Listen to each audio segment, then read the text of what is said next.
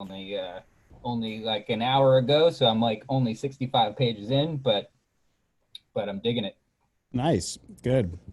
Yeah. I mean, every time we've consulted you for notes, that we've always added them in. So, and Yeah. Oh, you know, it's yeah, definitely. I was even just mentioning to Uncle Bruce again just now about the leaning more into the political thriller aspect of it and using those scenes where Chris, and I think that's one of the things we're going to want to talk about a little bit is more about Chris and what his role is.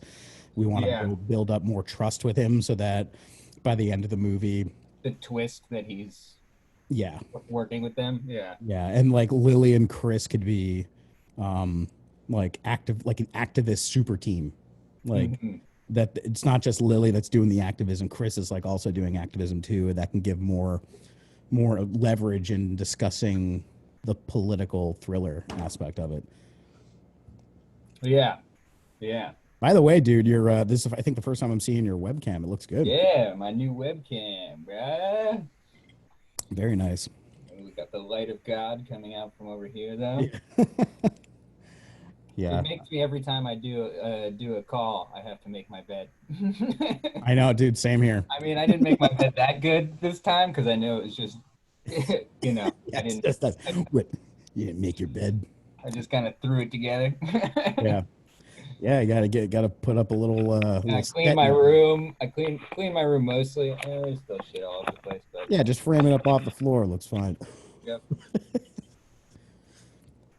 Yeah, yeah, and I'm using the my Sony camcorder that I have set up over here Nice. with that video capture device, and I can actually switch Yeah. the video Switch it up to me. Go to the poopy cam.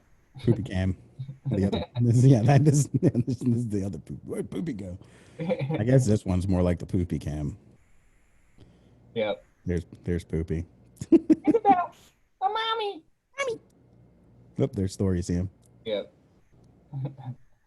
Yeah, the one thing that like, especially doing the interviews with my family, for this little thing, like I'm trying to get used to like looking at the camera while I'm Mm-hmm. talking. Like Mm-hmm. it's hard though, because Yeah. I want to look down here at you. Yeah. Yeah. Be like, I've if for the last, I mean, few years since we've been using Zoom for Uncle Bruce, that's been something I've been getting into the habit of doing, and now I'm like doing it a lot. Like this morning, I had a Zoom call with um, that woman Yogi Vanessa. That so basically, I'm going to be the like media director nice, for Mystic Journey TV, and I talked about rates today, and nice. for editing, I told her 300 a day, and then depending on if it goes any further than that, I would go. Of course, it would be dependent like on the schedule. Like it's going to be sort of like a full time thing, like every week. You know, maybe 3 days a week Nice. of production, very simple production, and then depending on the editing, which I'm going to be using my switcher for, like ideally, it'd be nice to have record on all the cameras and audio separately, but then to also record like a live edit to potentially save time on turnaround. Yeah. But I told her Because 300 a day. editing is useless, dude. It's a waste of time. Yeah, yeah, it's like from in that respect, it is. But that also like went over. I was today like I was in the other room like on the computer, just staring at the camera, and then after a while, I'm like, oh, it's like once you do it the other way, it kind of feels weird. You're not even looking at Yeah. them. I just shrunk the uh your your video and put your video right next to the camera. How does my eye line look right now? Looks good. Looks good. I like it. Hey, Hey, what's up? Hey, Mayor. good to see It's you, bud. Mayor. How you doing? Doing good, man. Doing good. You look good. Thanks. So do you. Got a nice flowing hair as always. Oh yeah. Beautiful head of hair. No haircuts. No haircuts allowed in Los Angeles. Yeah, I heard that. I cut my own hair the other night. I was a little They drunk and banned was they like, fuck. banned haircuts. That's what they do. It's actually just it's against the law to get a haircut. Yeah, Gavin Newsom immediately gets like a call on that red phone from Batman and just like, rains down taxes on you. Yeah. What's up, John? How you doing?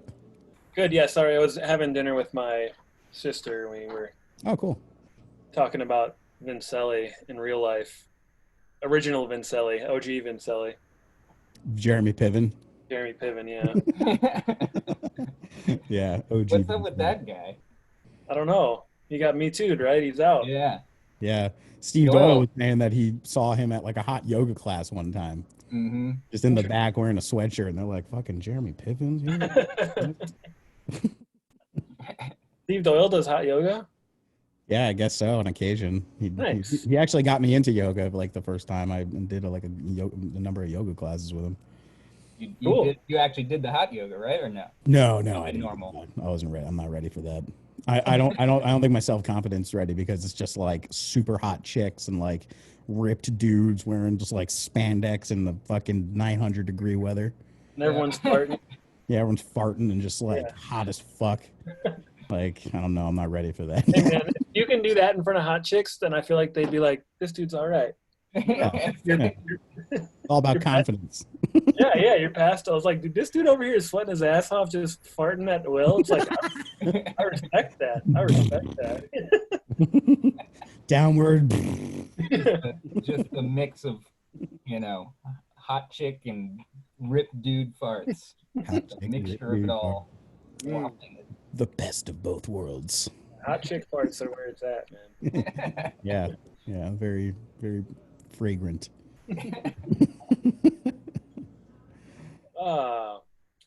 Hey, we're Talking here. about- We're all here. Good job, guys. Yeah, what were you guys talking about? What were we talking about? Oh, you were talking about that job. That you Oh, were yeah. starting. Yeah, so I got a job as a media director for this new streaming service that's coming out called Mystic Journey TV, that Mystic Journey bookshop on Abbot Sweet. Kinney in Venice. Do you remember that, John? Yeah, I think so. It's like Is that it- crystal shop that's like on Abbot Kinney. It still has a shop there. Yeah, I don't know, since maybe the last time you were here, I think they moved just up the street a little bit. And Still on Abbot owner- Kinney? Yeah, it's still on Abbot Kinney. It's actually closer to the Brig now. But yeah, this woman saw my latest video for Uncle Bruce and contacted me, and she's like, total time bandit on the synchronicity train. You know, she's got experience, jobs doing producing commercials, and she got in touch with the Mystic Journey bookshop owner. This guy's name is Jeff, and Ironic. ironic maybe. He's been wanting to make something comparable to Gaia TV, not as much documentary stuff, but more like yoga classes, interviews, Satellites. crystal stuff. Cool.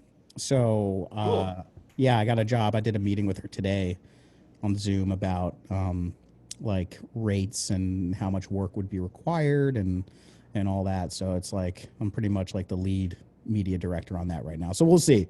It's good that it's like it's per job basis. Like I'm going to be getting paid for what I want to get paid, and we'll go from there. So it'll be good supplemental income. Congrats, man. That's awesome. Yeah, thank you.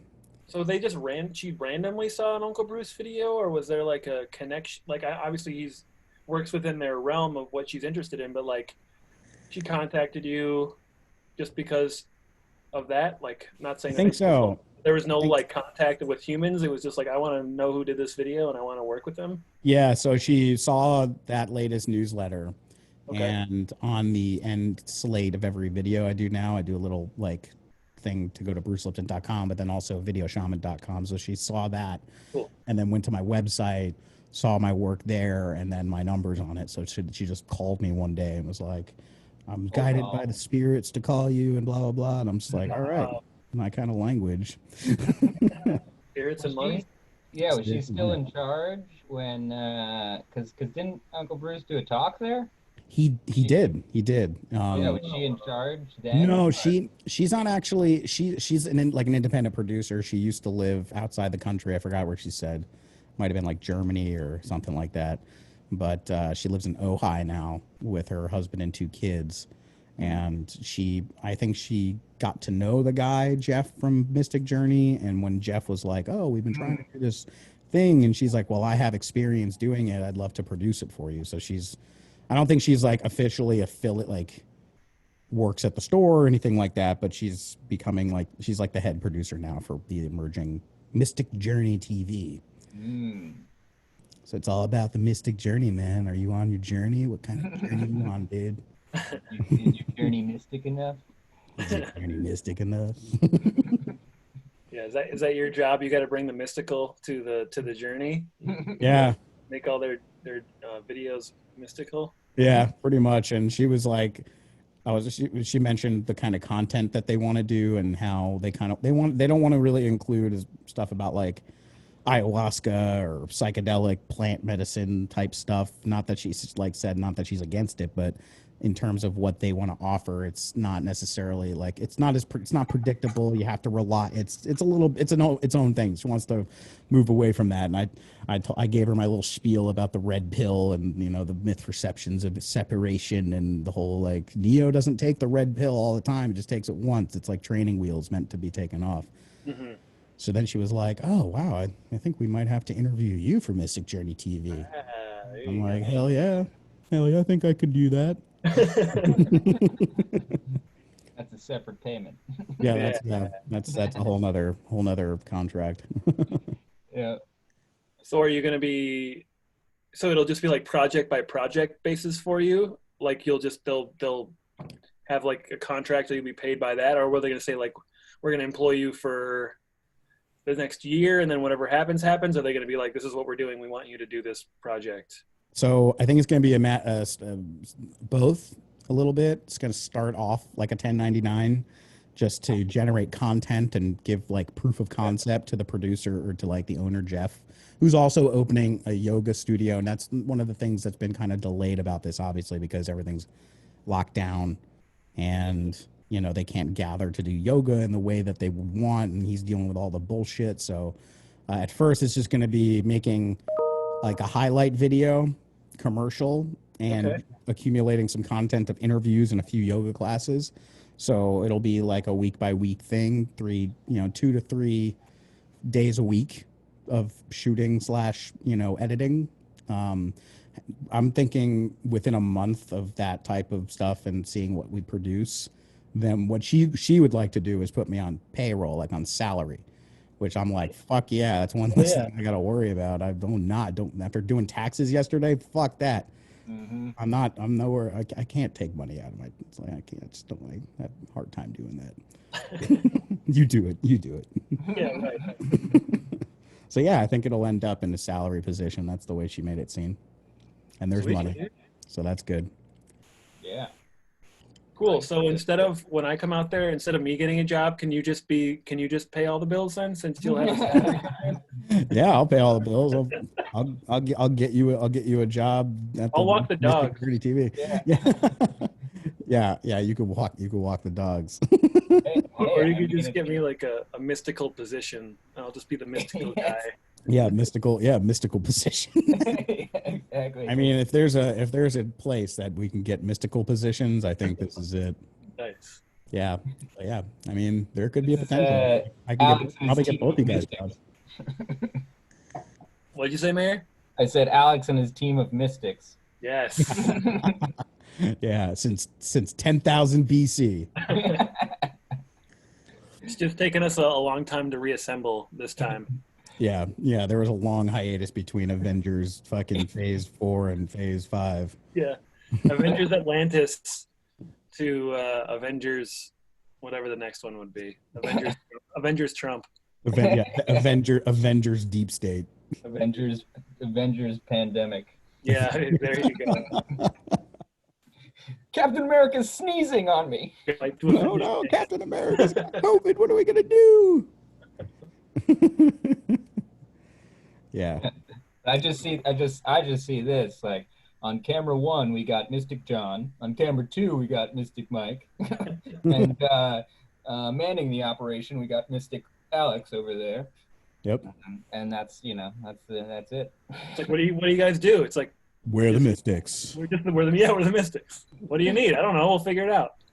Oh, little dark crystal fucking. Yeah, we chant. We do some. Yeah. We chant wisdom. Chant wisdom, and we play mystical. Remember that? This is mystical right here. Remember?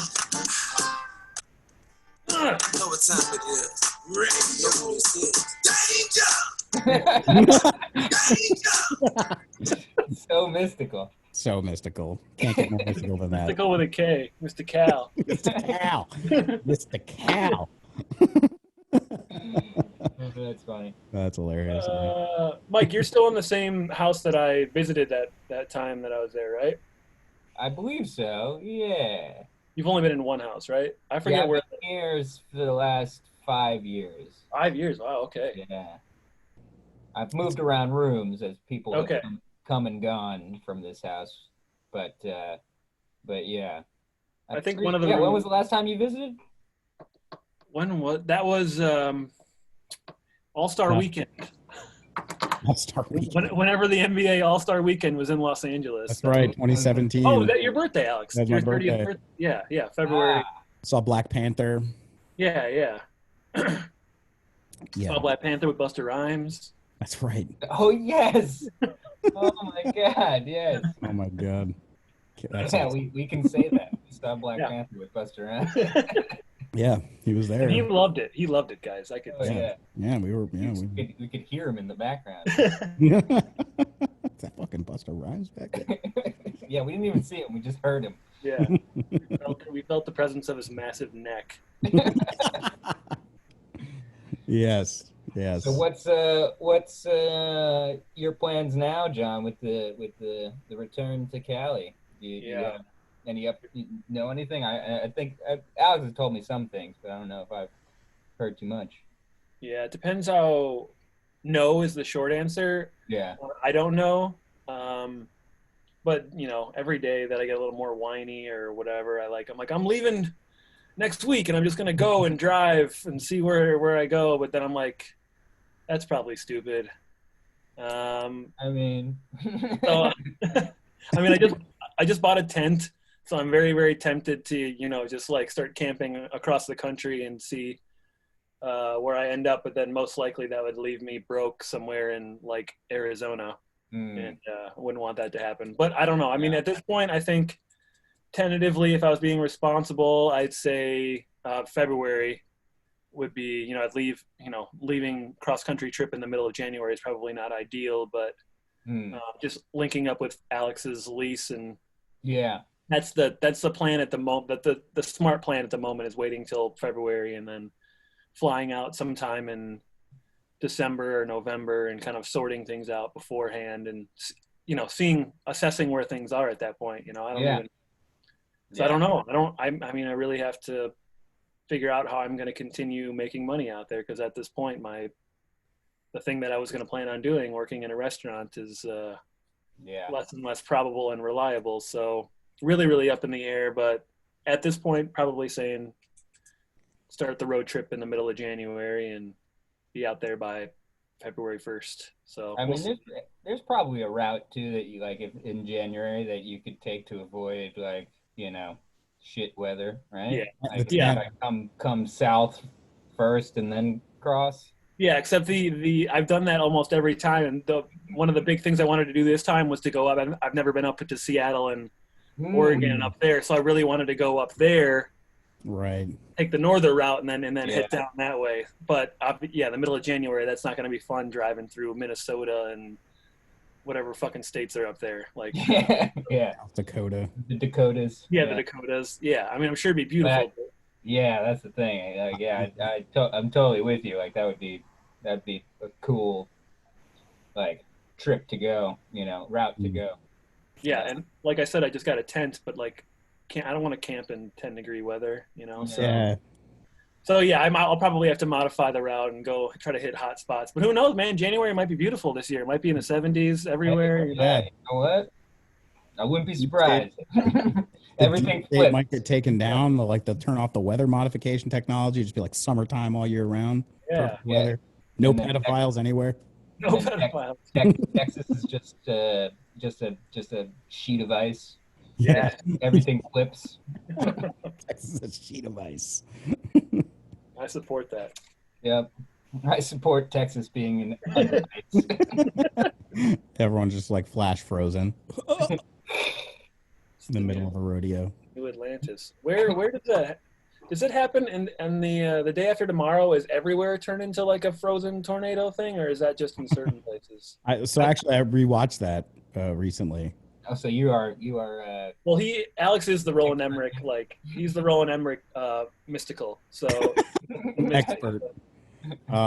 Yeah, so there was, as Dennis Quaid said, evacuate everyone south of this line, which is pretty much like draw a straight line across the country from Virginia to Sacramento. Okay. Maybe even further south than that, but like Los Angeles gets destroyed by tornadoes. I remember that, yeah. And it's like rewatching it again. The whole fucking Capitol Records building goes up. My parking structure, you could see my parking structure just get destroyed. I'm like, oh fuck, that's not good. But yeah, I think it's like everything north of that just turns into like ice, like Arctic ice. Mexico seems. I think right here it would be like England, maybe cold, but not terrible. But we got to worry about the tornadoes. Yeah, right. Whatever survives after that. Yeah, we can. Everything north of this line is ice. Everything south of this is tornadoes. Yeah. So we're all fucked. Pick your destruction. I feel like tornadoes would be more exciting, right? Yeah, you could start doing like the tornado dance, like, you know, everyone starts using campers and kind of just moving their towns around where the tornadoes are. So yeah, roulette. Where's your town gonna end up after this? Yeah. That's not funny. Yeah, it's scary. Like LA is like, all right, all the things you got to worry about. They're like, you know what? Fuck it, let's give LA tornadoes. They wouldn't see it. Yeah. What does LA not have that could make it worse? Yeah. Tornado. Wildfire tornadoes would be. Just fire tornadoes. Like just spinning flames. Oh my god. Oh my god. That's pretty awesome, actually. That'd be a cool sight to see. Yeah. I'd much rather see that than stuff just freeze on, in an instant. Oh shit. Just fucking flash freeze. Yeah. Only if Arnold Schwarzenegger was there and he had a really good pun when it happened. Yeah. You would. The more that time goes on, the more I like Arnold. Me too, man. Seems like a really cool dude. He used to definitely be like the center of a lot of conspiracies when he was like governor, and everyone was scared he was going to be the president. And like there were men to rule to make him be president. He was, bring in the new world order. But it turns out he seemed like a legit kind of sweet dude who's just better. Yeah, Jeremy Stewart, I think, won some sort of contest, right? Do you remember that? Where I forgot it with the whole context, but I think he won some sort of contest, and Arnold Schwarzenegger wrote him a personal letter, like thanking him for what he did or whatever he did. Like when we knew him, this happened, or it happened like in his childhood? No, when we knew him, like in the last, I don't know, definitely within the last 10 years. In that window when we knew him. Oh, yeah, right. Before we knew him, and now we don't know him. Yeah, Jeremy. I saw him on a Zoom call once, and he was like cooking some food, and that was the last time I saw him. Yeah, that was the beginning of all this. Yeah, crazy. Time flies when you're fucking in a pandemic, I guess. Does it? Yeah, I don't know. Maybe not. Does it? Doesn't feel like it to me. I'm stuck in my parents' basement, so time is super, super slow down here. So yeah. Well, now we got WhatsApp, so we can stay like in sync with our text. Yeah, dude. I'd have to like run upstairs for your text to like come in and for my text to go through. Like all of a sudden I just get 20 texts in a row, and then I come back down here, blackout, for like a half hour. Now WhatsApp can penetrate any boundary we have. So thank God for that. That's right. And it's like super secure, right? It's one of those. It's like really. Yeah, supposedly. It says it's like encrypted to both ends. With that accent? Yeah, with like a Russian accent. So nothing, I am not nothing... Russian. Trust me. I work for the U.S. government. You don't have to encrypt. It encrypts you. Yeah. Well, yeah, Mayor, thanks again for reading Mandala. That was absolutely. Invaluable perspective. Also, but next time, don't give us any compliments, you son of a Okay. gun. All right, we don't care. We don't want to hear anything good about it. We know it's really good. Okay, let it And alone. we trust, we You know I very love much you, and I trust know it. you know that I think your work is great. I won't say it ever again. That's the Yeah, last please time. don't. No more compliments. But Yeah. thank you so much again. We really needed somebody not in our brains to read that. So it's super, Absolutely no, and I'm going to try not to give you any compliments right now, but I was telling Alex before you jumped on that I started because I wanted to read it before our call here, but I've been kind of swamped with work this week, so I like started reading it about the newest draft, at least the latest draft that Alex sent me. Mhm. So I'm like 65 pages in, and the changes they made, I think really work. Um, you know, I think it's all the thoughts that I had, initially reading it, seeing it executed in there. I feel like it's at least in my view of what you know how it's progresses and how the story progresses. I think you did a good job. Sorry, compliment. You did a good job putting those notes into action.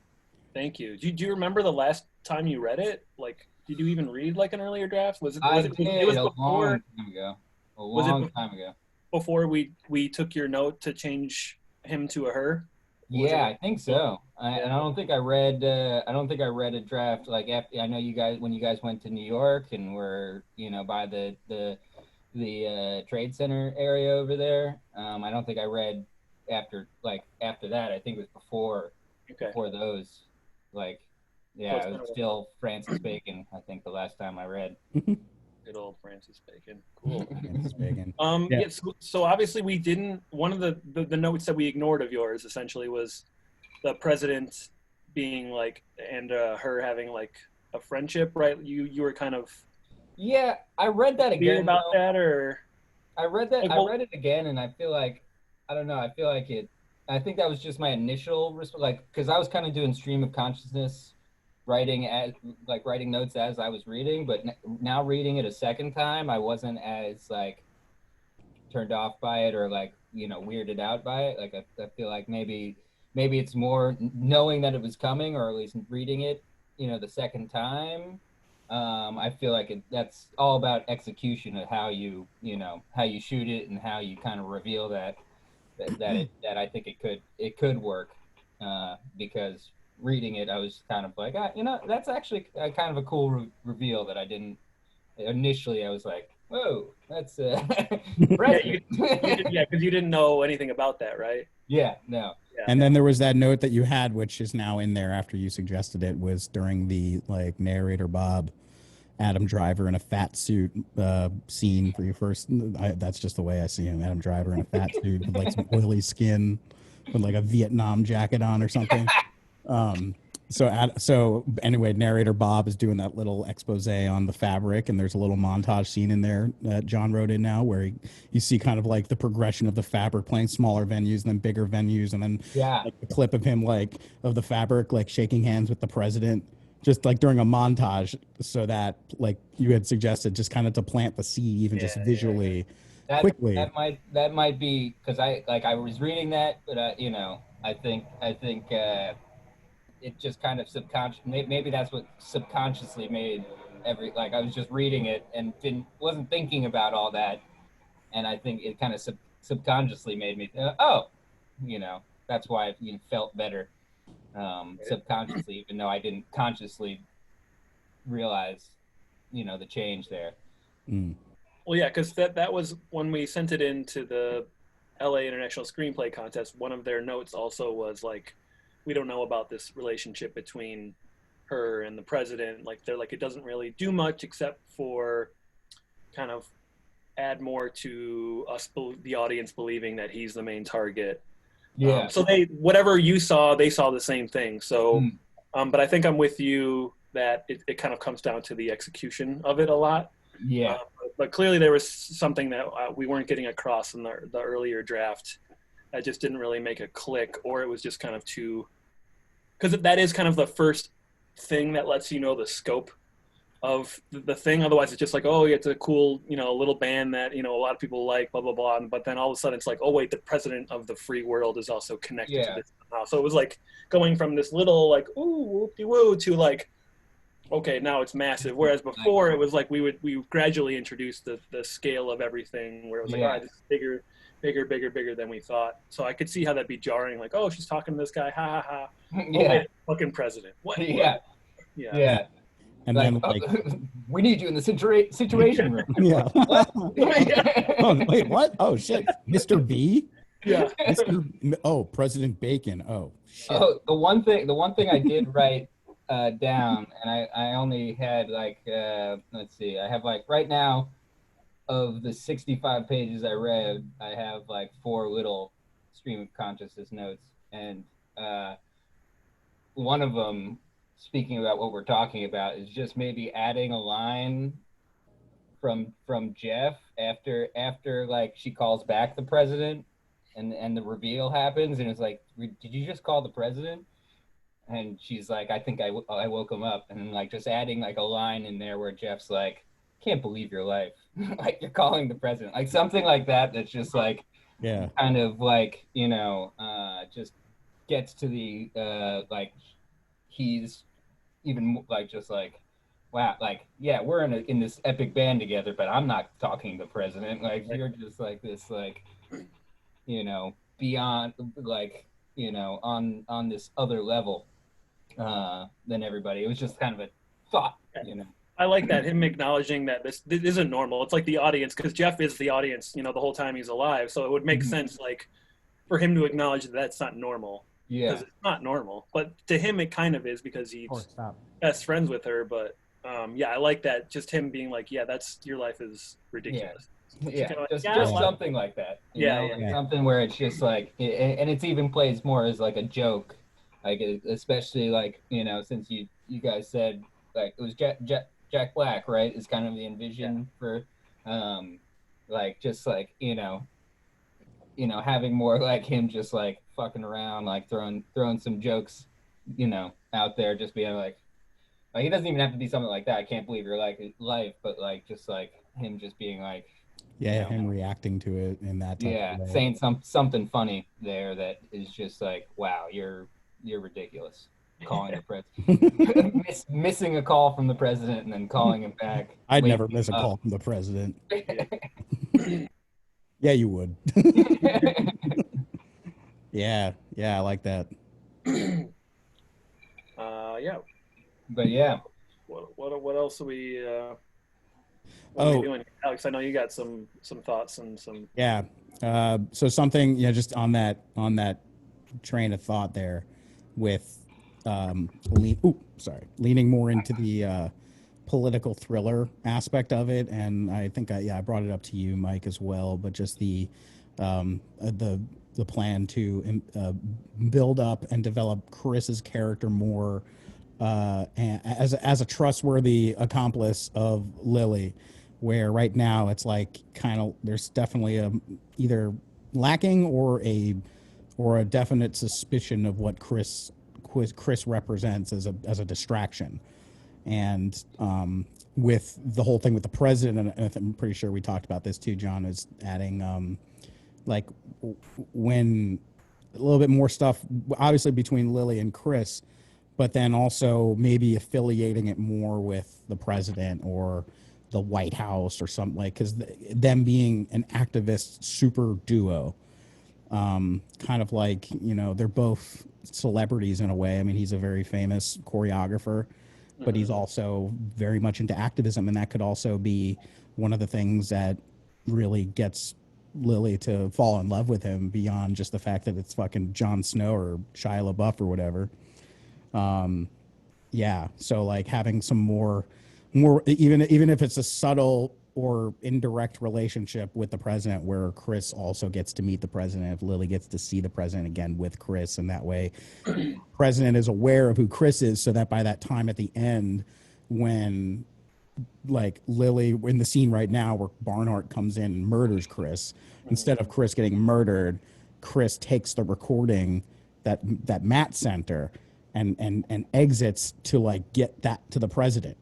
because we've had that in there before in previous drafts where Chris is going to deliver that to the president. But if we have more of a, like, it's not just like, here, take this to the president. Sure, I'll just go walk up to the president and give it. If it was like believable that him and the president kind of knew each other on some lay, like where it would be feasible that he would actually get that to him. So that suspense scene of fucking Chris going to deliver this thing while the Liquid Crystal show is playing, and Lily thinks everything's cool, and we got this fucking Barnhart shit all squared away, and then going on stage and just having including Chris more into the political thriller aspect of it. Yeah, I feel like he's definitely a tool that we've just kind of not used the whole time. He's just been laying there and doing whatever we need him to do, but we haven't used it. What? Vaping. Vaping, exactly. It's just constantly vaping. Fucking and vaping. In a cloud of vape and mystery.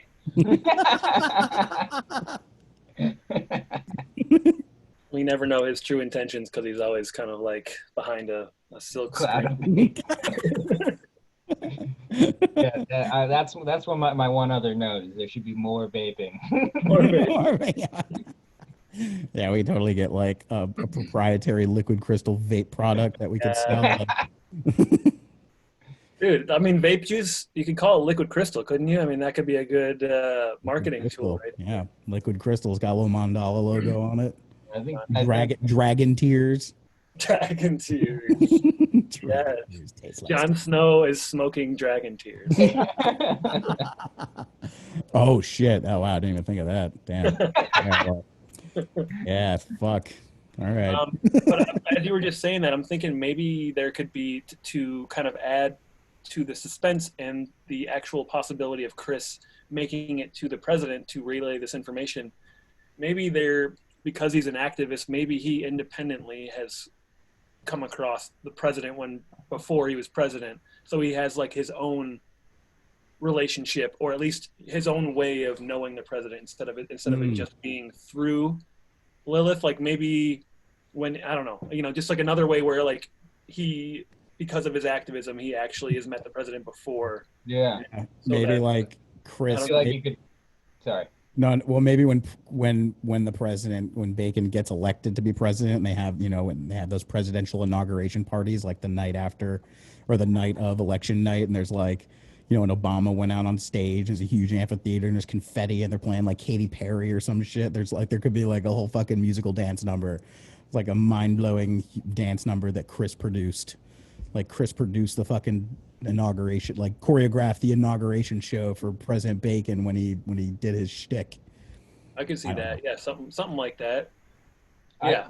I kind of feel like, I like that idea, but I feel I'm kind of inclined to lean with John in that, like, maybe like it's just like a scene of dialogue where it's like they're taught, like, so the president is like, yeah, I met him when he was a senator of wherever the fuck, like, or maybe it's an inauguration for his Senate, right. So it's like a kind of a longer ago he met him.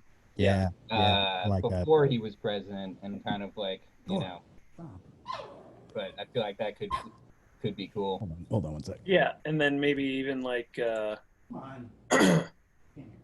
and then again, they could be like when they see each other, there could be like a moment again where the president sees him, and then it could be like, not like they've been in contact the whole time, but yeah. Maybe the president like didn't even know. It was like, oh my God, Chris, is that you? Like, I haven't seen you since, exactly. 98 or something like that. So then they have like a little bit of a rapport there.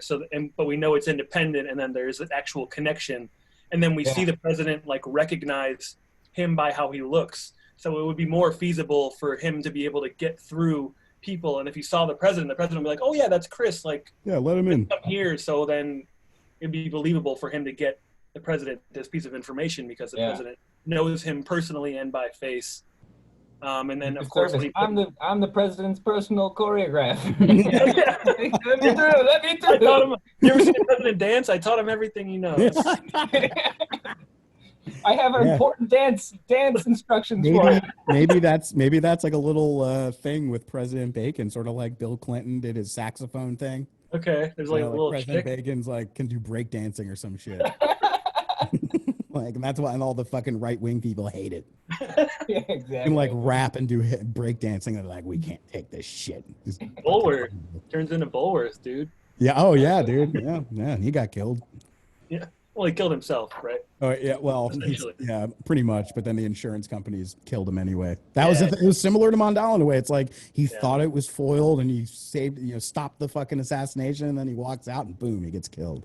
I honestly feel like Bulworth is such a. I mean, it's totally different movies, but like definitely can see a lot of like using Bulworth as kind of an influence on the story in a way that like that's why like kind of leaning in that like political thriller type avenue, but also what make less about like these corporations and the pharmaceutical industry and all that, and more about this sort of mind control and like the you know kind of conspiracy of corrupting people's minds in that way. Yeah, yeah. And that was a thing. That was one of the notes that Uncle Bruce put in there, which is like super super important. The thing about the mandala itself at the end, where the dragon mandala hologram thing appears on stage, and like Lily turns around, fucking sees it, and everyone's hypnotized. Adding in scenes with, I think, yeah, we talked about this before, John, with having like on set like hypnotist or something. Where there could be a dialogue scene where you explain the essence of what hypnotism is, where you put someone under into a suggestible state, and then you put in a command, and when you snap your fingers, that's when the command becomes active. So it's like really emphasizing this idea of hypnotizing people, putting in an idea like Inception, and then at the snap of a finger, that's when the mind control, that's when you wake up and shit happens. And so like having that whole like mind control hypnosis thing, so that when the mandala happens in a sequence of events where she thinks everything's fine performing liquid crystal, and then like looks over and sees fucking Chris standing there next to Vincelli and Barnhart with like like the fucking a look on his face you've never seen before, and you're like, what the fuck, and hands the phone to Vincelli or whatever, and she realizes, oh shit, he didn't get to the president, which means, oh no, it's not the president. And then boom, the fucking dragon mandala appears, and everyone just starts getting hypnotized, and that's when she realized, like, oh shit, I'm the target, because of all of the the hypnotism scene, and then potentially more scenes about lasers and the fucking ability to control people's minds and stuff like that. So yeah, it's like, yeah, I like that. I mean, it adds more to the political thriller aspect of it. A lot of the science is sort of like, again, it's not an anti-vaccine movie, but there are questions raised about the what the hell is really going on. We don't really know. Right. And I think that as we were talking about the other night, Alex, like we need to have a discussion on like the world of Mandala, like, I don't know, just like the vibe of it and what it looks like and what it sounds like. And Mayor, your note of like not attaching it to 5G, and stuff like that, where, because even in the beginning, with the whole homeless Skid Row massacre thing, like I was kind of more gung-ho about having it actually mimic what happened in real life and why the protests started, because like they killed another unarmed black man. And I was like, we really should kind of do that. But Alex, kind of made it prove the point. I think that we need to be, because I've been watching a lot of Batman, Mayor, and obviously that exists in a world, like kind of in our world, but in its own world, right? Like it has the same themes and stuff as our world, but it's still in Gotham. So it's literally its own world. So it behaves in its own way, and it kind of makes sense. And I really feel like Mandala should be like that. We should paint it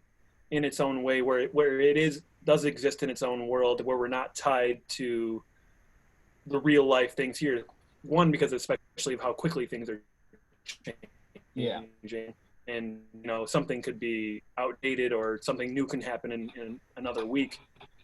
But yeah, I think kind of keeping the world, I don't know what my full point was here, but like creating a world where, I don't know, where this all can kind of happen inside the world, and not really be tied to that's just a metaphor for this real thing that's happening in real life, or like, oh, they're talking about 5G, or they're talking about whatever, like anti-vax. Like we don't want to be anything Yeah. linked to that, or the conspiracies of what are you putting in your vaccines, or even though all of that is, hinted at in here, but I really think it's going to be a fine line to be like, we're not saying anything, but we're not saying anything, and we're not saying it's about this, but we're not saying it's about that. Right. It's going to be very fragile to like kind of create this world that exists in itself. And then Alex has been suggesting that he wants it to be New Year's Eve instead of Memorial Day. And that was Mike's idea.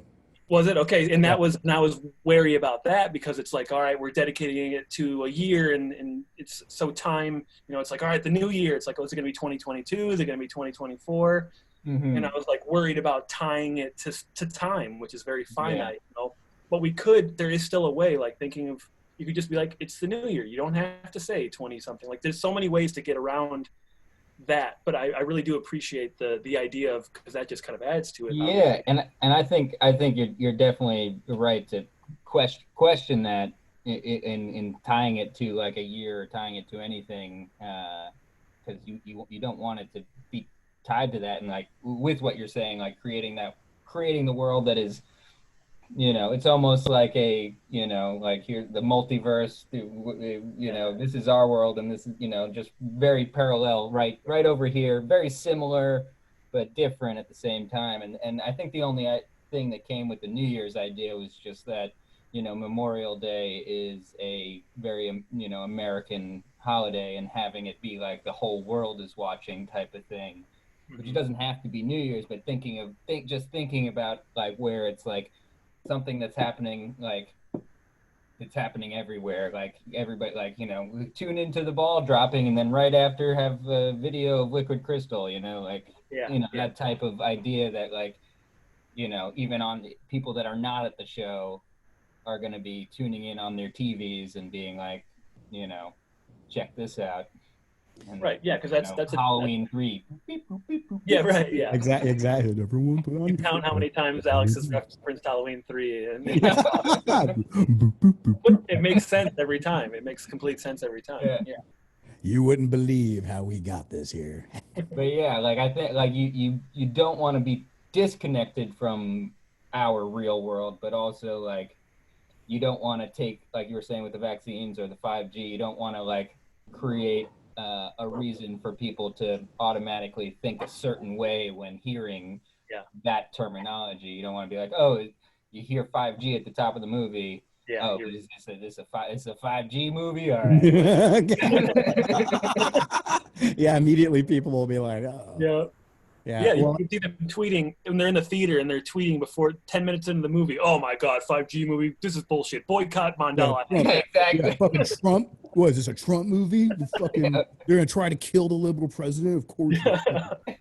Vaccines? What? Something's in the vaccine? What do you fucking? Well, and that's a whole other thing. It's like, I remember even toying with the idea of calling him President Gray for a while, just because of in between black and white. But it's like, that'll be a whole talk in itself. Is like, what does the president look like? Is he a regular looking generic 90s president white dude, or is he some different? Does he have some Asian ethnicity? Does he have some Indian ethnicity? Is he from is he an Inuit? Like, who the fuck knows?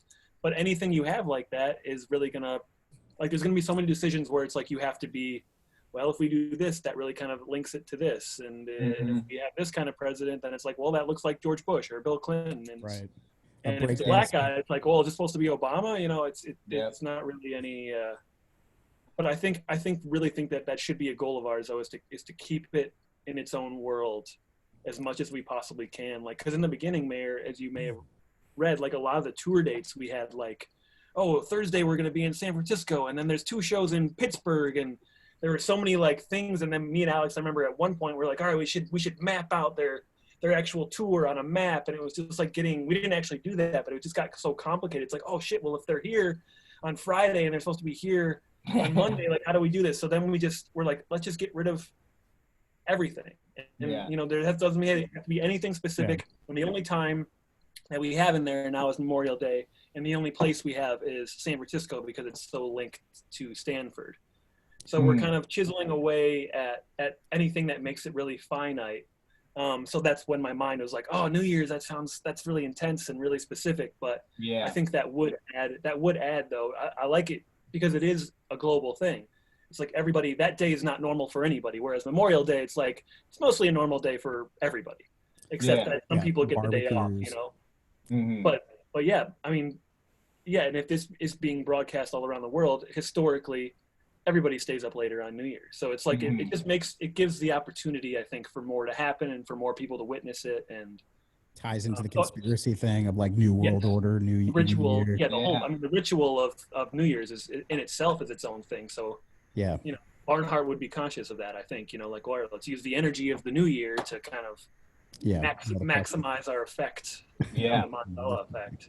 And I think, you know, going with your point too, John, I feel like, you know, it'll be probably kind of difficult to do. But if a way of making it around New Year with it, never saying the year, never like being like 2024, and then all of a sudden this movie comes out in 2025 or whatever, you know. Yeah, and like, that's one of those things too, that if it's ambiguous about the actual year in the script and just like willing this thing into reality, and let's say whatever fucking year it is, it gets greenlit and there's the movie's underway and like I can and then it actually gets scheduled, like it's going to get made and come out at this time. That's one of those things that, you know, New Year's, it could just be just added in. Yeah, but I also feel like keeping it vague, then you give yourself the future doesn't date it. Yeah, literally. Thor. Wow. Yeah, and I think something for us to do, particularly you and I, Alex, are to watch movies that are kind of timeless and what are the qualities that make timeless movies. Obviously, like superhero movies and places where they invent a new city and new rules, those are kind of timeless. It could be any year or anything or whatever. But there are some movies that they're literally just timeless, and I'm sure they share qualities, but I just don't know exactly what they are. But it's like, okay, this is not, you know, any movie that you go back and watch, like, wow, this you know, aged really well, and it's not super dated. Whereas some movies you watch, you're like, oh my god, like, you know exactly what month this movie was made in 1992. Like, you can just feel it.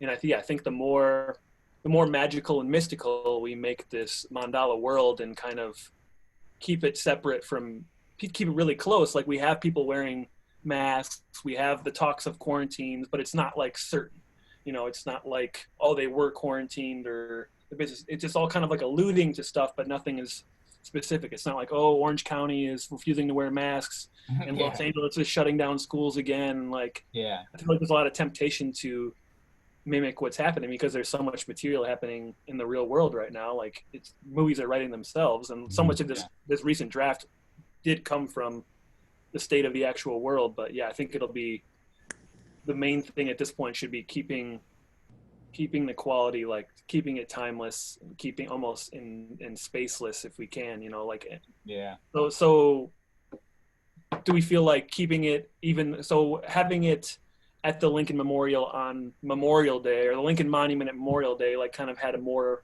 of a political like thing going on? Do we still feel like the Lincoln Monument would be a good place if it was on New Year's Eve, or do you feel like it would be better if it was somewhere else? I think you could still do it there. I mean, I think you don't want to do like the Times Square like thing. I would shy away from doing anything like that. But I feel like, you know, because I think it also, you know, tying in to the other things going on in the world about, you know, memorials and statues of old timers that have, like, I feel like, you know, even having it at Mount Rushmore or something like that, you know, like, I mean, that's probably too specific to what there's already been a famous climax at Mount Rushmore. Yeah, that's true. So a very, very famous climax. So yeah. Well, and what is that? Which one is that? That's what's it called? The Hitchcock movie. Yeah, I think it's Vertigo. Northwest. Yeah. Yeah. Yeah, well, and then also the Lincoln Monument, just with the real big misdirection that the president's the target.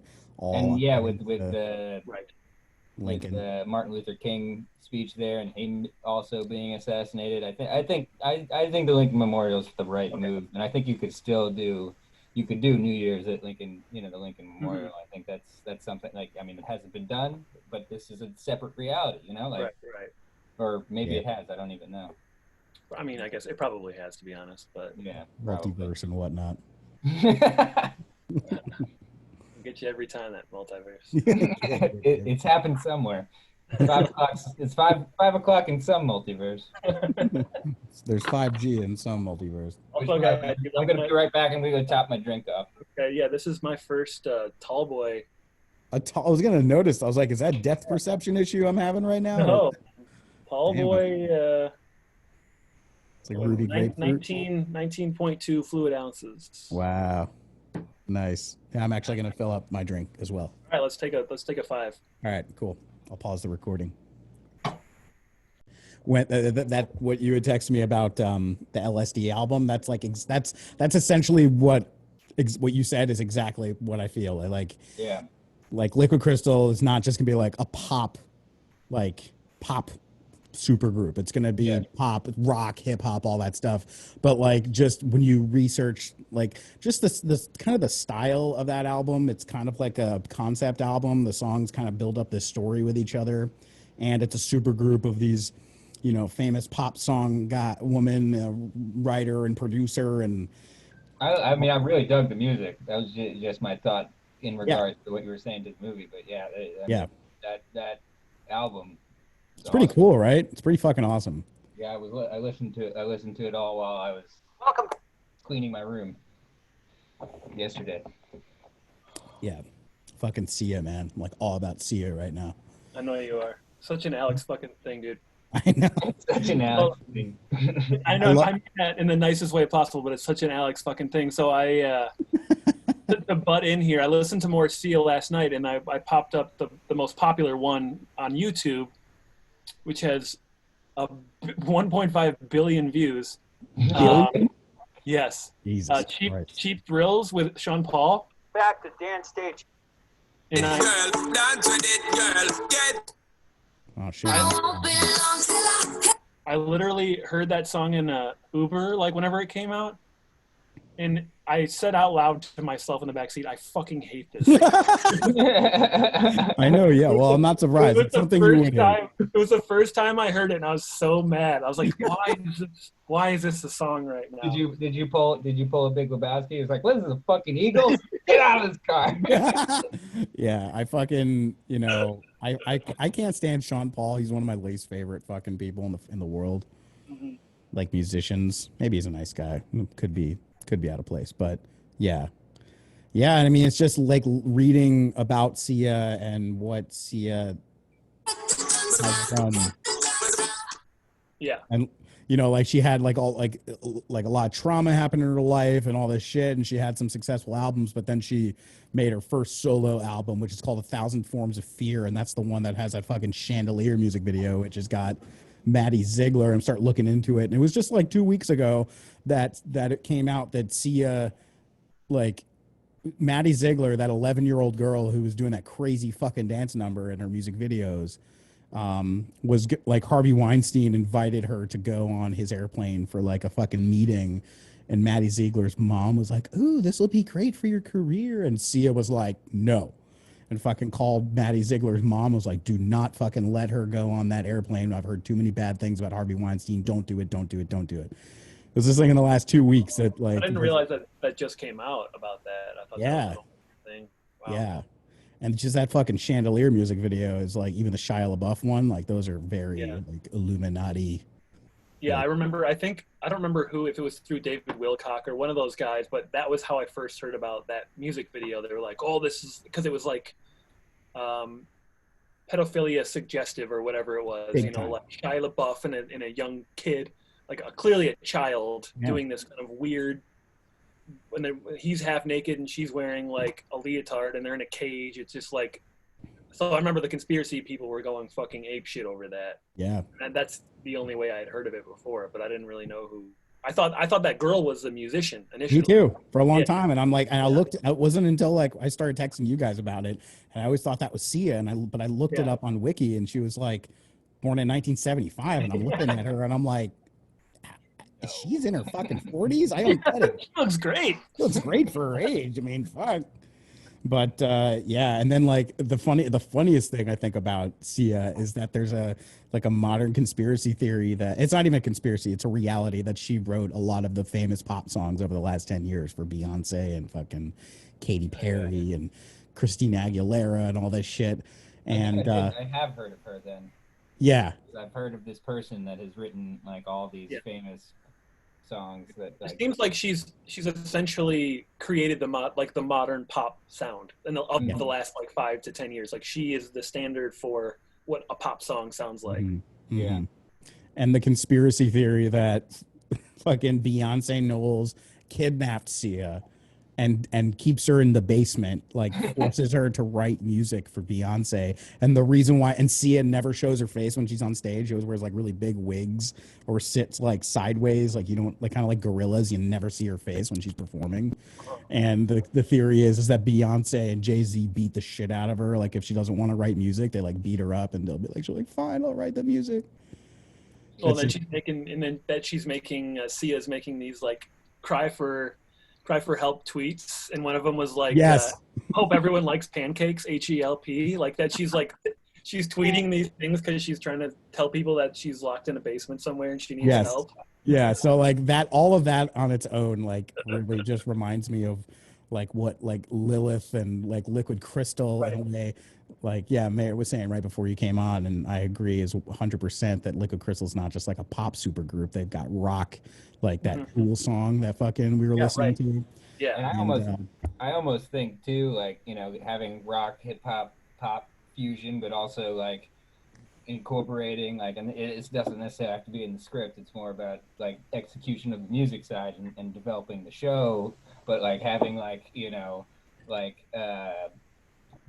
world inspired, like even having like a, you know, bongos and shit and like bagpipes and just like, you know, just like glockenspiel, you know, just like all over the place, like influences, which definitely is more about like whoever creates the music and is, you know, the task at hand for that. So like I think, you know, don't want to write specifically about the music in the script. You want it to be, you want whoever's reading it to be like, you know, creating, even if you just have one line in there that's just like, yeah, their music is inspired by, you know, like has world inspirations and stuff like that, just like one line in there, just so people are kind of like, you know, trying to hearing it in their head as they're reading the script, you know, their own interpretation of what that would mean.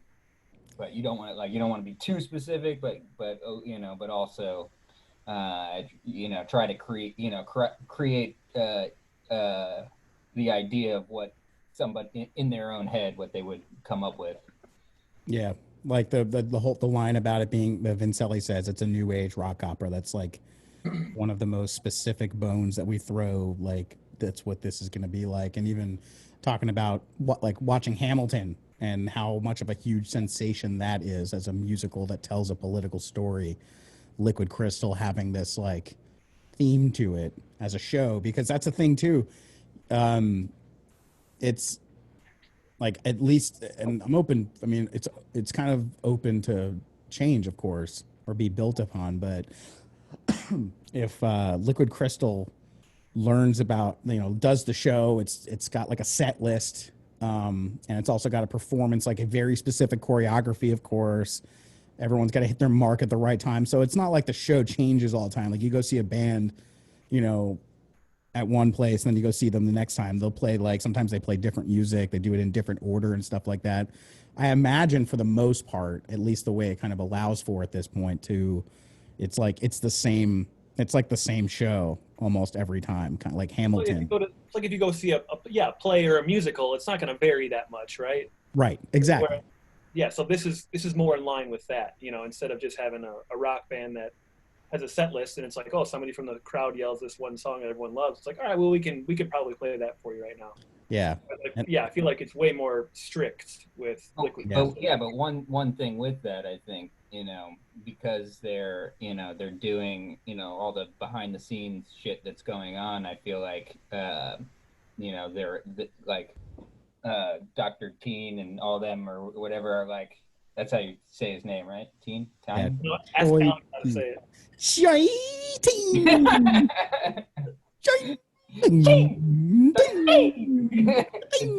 played by Michael Scala, Dr. T. Oh my God, Michael Scala as Dr. T. Oh my God. Just fucking But like with a but what lab coat on, just smoking blunts, being like, but what I want to say was just like that them like as the show is progressing and the movie's progressing, they're like still like almost like a lot of the stuff going into the creating Liquid Crystal and creating the show was like all theory, and now they're trying to figure out like that's why like the fights only start breaking out like halfway into the story or whatever. right. Like they're still trying to figure it out as they're going, so like having like little subtle differences throughout as it's progressing, like lighting changes and different things changing about the show, even though the music might be exactly the same, and the performance, the choreography might be, mostly the same, but changing subtly as they figure out how to, best manipulate. Exactly. Yeah, it's an ongoing like living thing. Most of it, the core of it is definitely the same. But yeah, I mean, it says it in the script like they're. What's the line, Alex? What's the purveying upward mobility or some shit like that. Yeah, so they're new equippment's coming in, they're testing stuff out. They're definitely perfecting it as they go, but it's not like it's like everything else, it's a fine line where it's like it's very specific and very planned, but there's still room because they want to be as effective as possible. So they're open to like, hey, if this little dance move does this instead, or using this colored light at this time does this, or we got the new laser equipment in here, like night, love you too. Then they're going to adjust accordingly throughout the show. So there definitely will be changes. I don't know, that'll all be in the visuals. Like there's going to be a whole it's going to be almost a longer process of coming up with the show visually and like how that's going to be a whole thing. That's going to be just like forever, but that's going to be really fun because it's going to be a lot of talk and somebody else does the work, which is what I'm looking forward to. And Chris, that's gonna be when you actually have somebody on the team that is who I create shows and let's talk this out, these are Bob, man. on the payroll. And even to that final scene, like building on this idea that the show essentially stays the same, but then they make tweaks and then they add things, make it more mandala-y as it goes. But then there's like the final scene when the dragon mandala hologram shit appears, and that has never been done. Every other show that has not been there. And then we were also talking, John and I brought this up one of the last times we talked about like another scene, including beyond the hypnotism scene, to just kind of plant the seed of what that's like and the relevance of it. But then another scene where the tech guys are doing like a practice test run of like some fucking hologram laser shit off. Jeff could be there. Maybe Jeff isn't even in there. Maybe it's Lily. Maybe it's Chris. Maybe they're doing like a rehearsal or something. And then they just like, they turn on the fucking laser holograms for like a couple of seconds. Nothing like as extravagant as what at the end is, but just kind of plant the seed that there's like we're using some high tech fucking laser shit. That could be a thing where Jeff's like, what the fuck is another moment where Jeff's like, just engulfed in a fucking hologram for a second. Yeah, well, yeah, and what Alex said before, Mayor, when we were talking about that, is that when that happens, it's like a very quick moment, but it literally, I'm just imagining it in the in the place where they're practicing everything, and then all of a sudden it's almost like accidental, where the lasers kind of go up, like the laser mandala. We see it very quickly, but it literally hypnotizes everybody within like a second. So it's like la-di-da, regular scene, and all of a sudden it's like, and then it kind of goes off, and then turn it off. Somebody like there's grips and like people like holding lights and fucking hologram goes up, and then just that's like where LaScala is for real. Gripping with a light, punches somebody in the face, right? He just goes into the line, right? Like one grip lost his mind. Interesting, adding some violence into that, like maybe it could as kind of a foreshadow also for the fights that break out, I guess. But yeah, just to kind of throw in a little bit, like, oh, there's a little bit of a wild card we have in here too.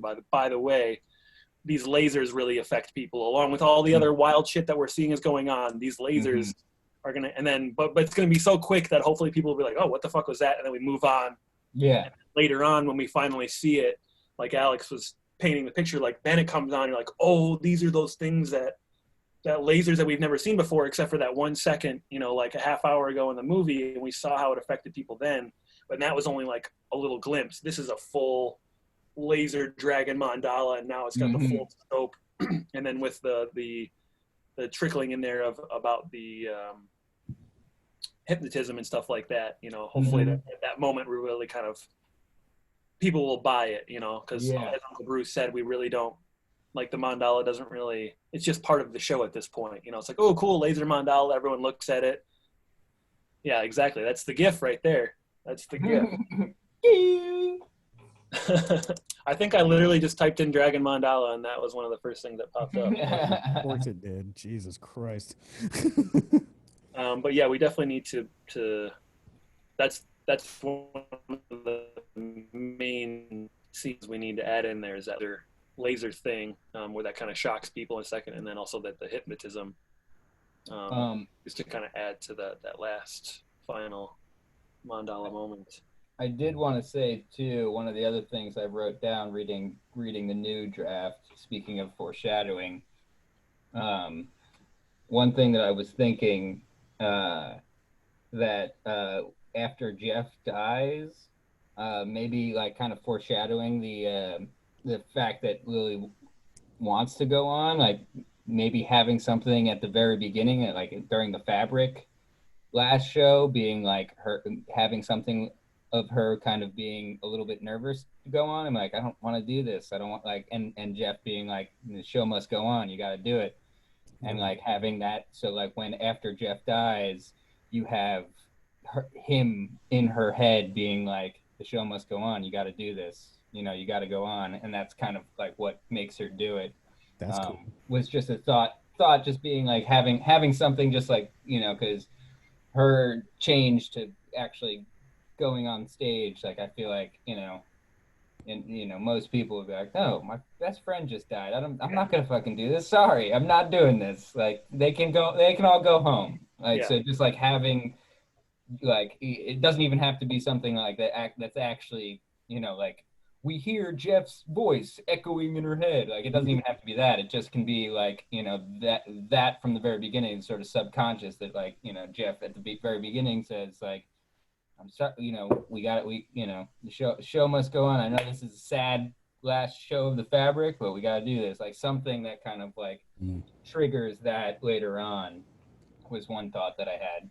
I like that too, because then it would be, Jeff. It would be Jeff telling her that she needs to go on instead of Vincelli or other people, and she's upset about Jeff, obviously. But it's more believable if you're the audience to be like, well, Jeff is the reason she's going on now, not Vincelli, not Barnhart, not these other things. Like she's kind of channeling that. I like that, and it could be very, very subtle on both ends. Just like when they're on the roof together or wherever it is, just like dropping that one little piece of her hesitation to do that, that last show of the Fabric, and then Jeff being like, that would be very, very fitting and like node point connected when that happens, because at the very beginning when we see Lily on the roof and she's got that, it's almost, she's like got that same vibe that she eventually has like right before, like as all this goes on, it gets drawn out and changes a bit, but that whole apprehension of like, of course she's doing this, she's going on hiatus and she loves her music, but it's like it would make a lot of sense that like she wouldn't want to do that show at that point. And that, because that's also before she meets Vincelli, who ends up, And I think, and I do think, like adding that little bit of hesitation when Vincelli first comes to her is perfect. Like that just that little bit of just like I don't know. Yeah, exactly.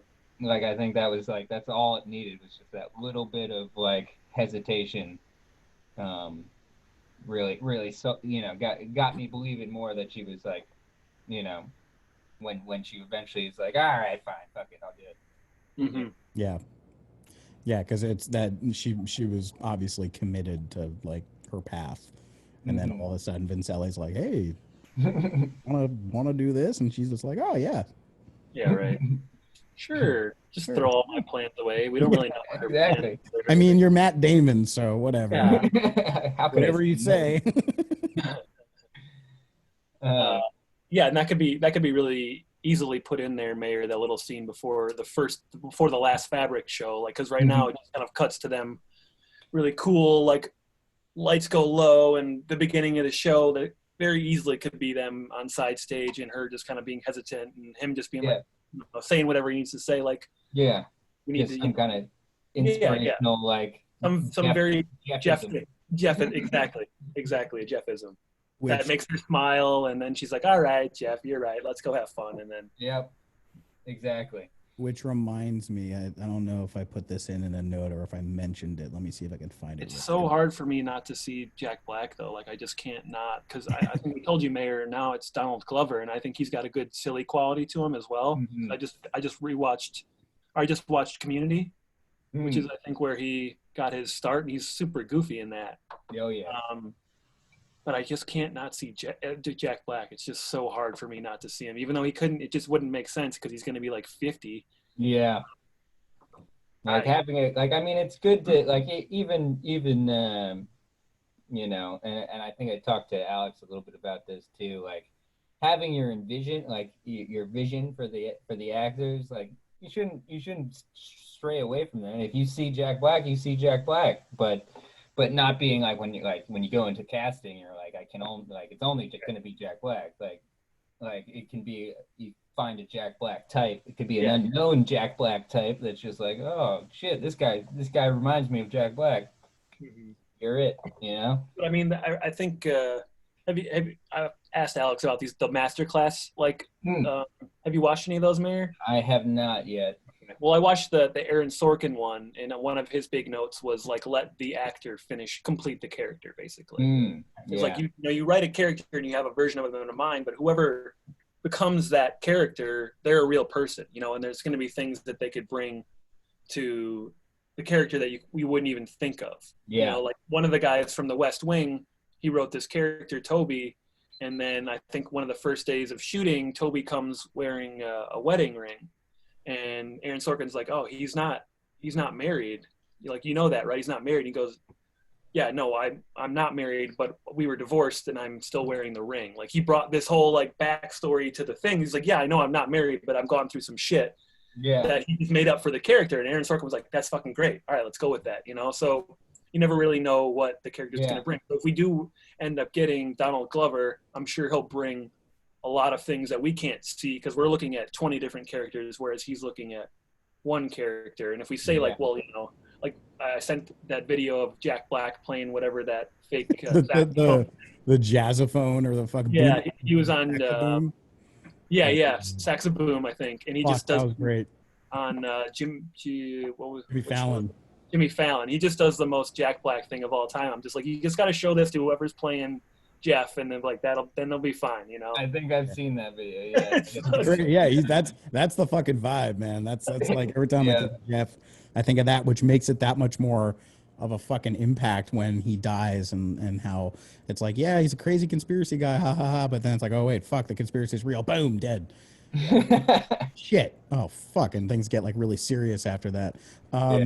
John, I don't think I mentioned this to you, but I noticed this one of the last times I was reading it on page 8, I believe it is. Yeah, page 8 of the script. I'll turn to page 8. I have the script open. It's after Vincelli and Lily have their initial conversation before they go to the bar. In the location, it says interior of the dome, small bar, continuous. Yeah. Was that an intention? It was like the dome is the name of the bar. I was like, oh, for a second I got confused. No, it's just I don't know. It's just in the dome, whatever the fuck the dome is. I still don't know what the fuck the dome is, but it's like everything is encapsulated. So it's like, I don't know. There's just like a bar that's part of the venue that they're in. Like I've been to plenty of venues that are connected to either a sidebar or have their own bar and the thing. So I just meant that there's a little bar. Yeah. Only reason I got confused is because of like the dome. Oh wait, they're in the dome, not. Oh. You know what I mean? Yeah, you're right. Yeah, because they're not in the dome yet. Yeah, the dome doesn't happen yet. That was straight up robotic John mind. Yeah. I wasn't even thinking. I didn't catch that until like the other night when I read. Oh, there you go. I couldn't even comprehend that just now, but yes, it's not in the dome. I was just so used to writing in the dome because everything fucking happens in the dome. Everything goes down in the It dome. should foreshadow. It should be a bar called the Dome. Yeah. Yeah, maybe, yeah. Dome. I wasn't even thinking. I was picturing that show happening in the dome, but the dome doesn't exist yet. You're right. No, and that was one of the notes that Uncle Bruce had, was like one of the funny little like superficial notes he had in the beginning was like 500 people. And I was like, well, I mean, it could make sense. It would make sense because there are more people outside waiting online to get into this place. And if they're playing at the Matrix Rock Club, it could be historic for the Fabric since it's their last show. Yeah. That could be the first place they ever played, which is like a small, intimate venue.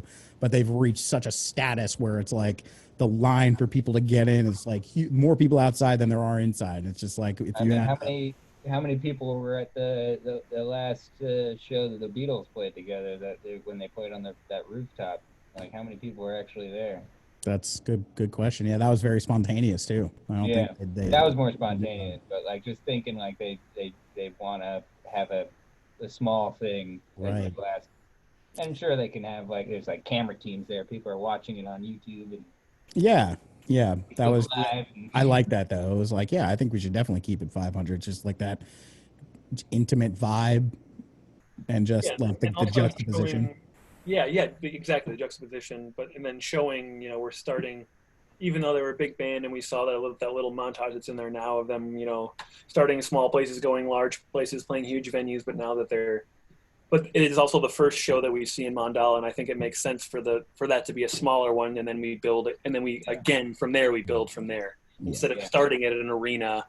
And then kind of, I don't know. I mean, it could be, you could make the point either way. Like, okay, they start at a massive place and they end at a massive place. But if we're going to make a choice, I like that idea. I like that too. Sorry, I didn't mean to catch. No, my bad. I was just gonna say, like, I like that idea of like, like you can even in that montage have them like, pictures, do the Ken Burns effect of zooming in of them, on them, like, at a massive arena during.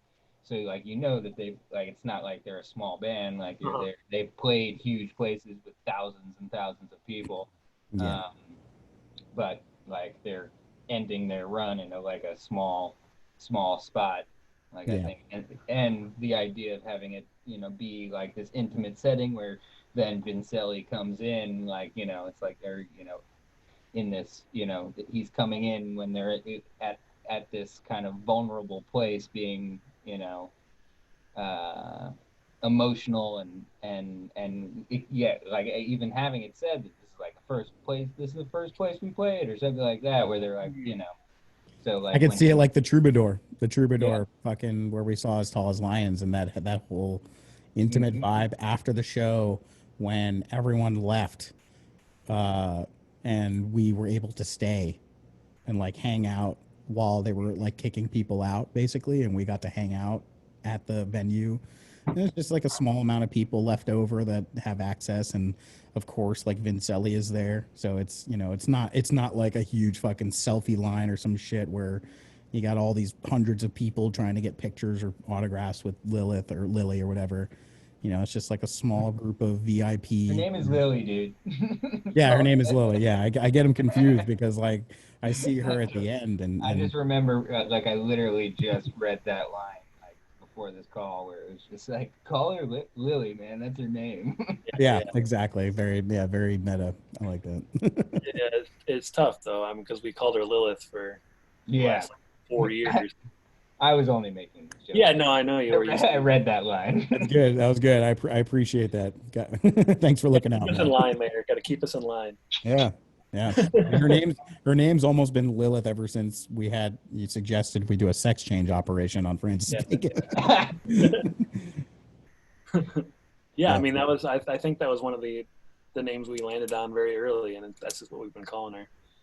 But I going back to. It does make it more realistic also. Not that people are thinking about it, but the ease that Vincelli is able to approach her after that show makes a lot more sense for a smaller venue than even though, but once we get to know him, it would make sense. Like even he would of course wiggle his way past, if he had 30 people in security and they were at a 20,000 person arena, he'd still be able to get in there, but we don't know that yet. Yeah. So it makes sense for him. Like, oh, there's 10 people in line or you know, trying to get a picture with her, and she's been taking. We guess that she's been taking pictures for the last 10, 15 minutes and signing autographs. So it's not like a massive crowd. It's just like the true fans or the VIPs, like you were saying, Alex, and then it makes it just a lot easier for him to squirm Matt Damon his way through. Yeah, and he's very compelling and believable and all and seems very genuine, especially in the beginning. He's just like, he comes in really strong. Look, we really want you, but of course, I know what you're going through. I'm not going to pressure you, and then that's sort of like the little suggestion that gets her to be like, well, maybe if I were to do it, and it's a big if. But this reminds. I wanted to mention that this is just a thought, like not thinking that it should be or anything like that, but kind of based on the idea that you guys mentioned that originally you thought about Jeremy Piven as the role. What if slowly throughout you kind of tease in a little bit of a creepy Me Too ness of him, there's just little subtle things that kind of not necessarily are overtly creepy, but everyone as you progress in the movie down the line, as we're getting he starts little comments come out where it's kind of that's a little creepy that he said it like that, or stuff like that. Why does Vincelli always have a new secretary? Always, he's got what happened to your last secretary? She was really cool. I'm like, oh yeah, I had to let her go. She moved on to bigger and better things as the new secretary. And then but every even time just things that he says to Lily are just you look real hot right now. Oh my god, your ass. Let's say and maybe not that, but just there's a lot of ways you could do that for sure. Slowly get to because you were also talking about creating a world that is like ours, but offshoot, giving him that little bit of he might be, abusing women in some way, doing some real skeevy shit. Well, even just we could just have him consistently remarking about her appearance. It doesn't even have to be. He would just be like, "Oh, you look great in that," or "Oh, I really liked it when you wore this." Or it doesn't have to be super, but he's very conscious and beyond. It could be beyond the for the show. It could be oh, I thought you looked really whatever in that. There's definitely ways, obviously, of being creepy without being overtly creepy. But you can tell. And in general, it builds up too because it starts off with him being hey, it's Matt Damon, hey, and I imagine him speaking this fucking Goodwill Hunting Boston accent, hey, I love you, look. Yeah, and just slowly, as the story goes on, and slowly he becomes more you're wait a minute, what the fuck? And then it ultimately crescendos into fucking Vincelli was the villain the whole fucking time. Yeah, which subtly makes you question him a little bit more and more as the movie goes on. Which of course, you don't want to give away the twist or give away the that he was manipulating the situation. And but once maybe even just building to the point that once you see him with Barnhart, because I feel once you get that, then you see that point you start to see that there's something going on. That seems to be the point when the audience starts to be okay, yeah, Jeff's right. Yeah, Jeff's right. This fucking asshole said he's in the AA and he's sitting here with Barnhart watching the fucking surveillance screens, drinking whiskey with Barnhart, talking about some fucked up shit. It's wait a minute. So if there's a way that you can build up to that point where you just spice in little, just one line here, one line there, that starts us to make give the idea that we question him, then that point comes and he's then we're oh, yeah, something's up. Jeff was right. Yeah, we've been teetering with that, since the beginning, because it's always how much do we want to reveal? Because in the beginning, the first draft, it was Vincelli was there with Barnhart, and they were there with two scientists at the show, at the last Fabric show. So immediately you were just all right, what the fuck's going on? This guy's here with two scientists Some coaching creepy at a fucking rock show. It's like, so right off the bat, it was like, you were like, this does not feel right. So we've had to backpedal from that so many ways and so many drafts. We got rid of Barnhart, we got rid of anybody else, so now it's just Vincelli.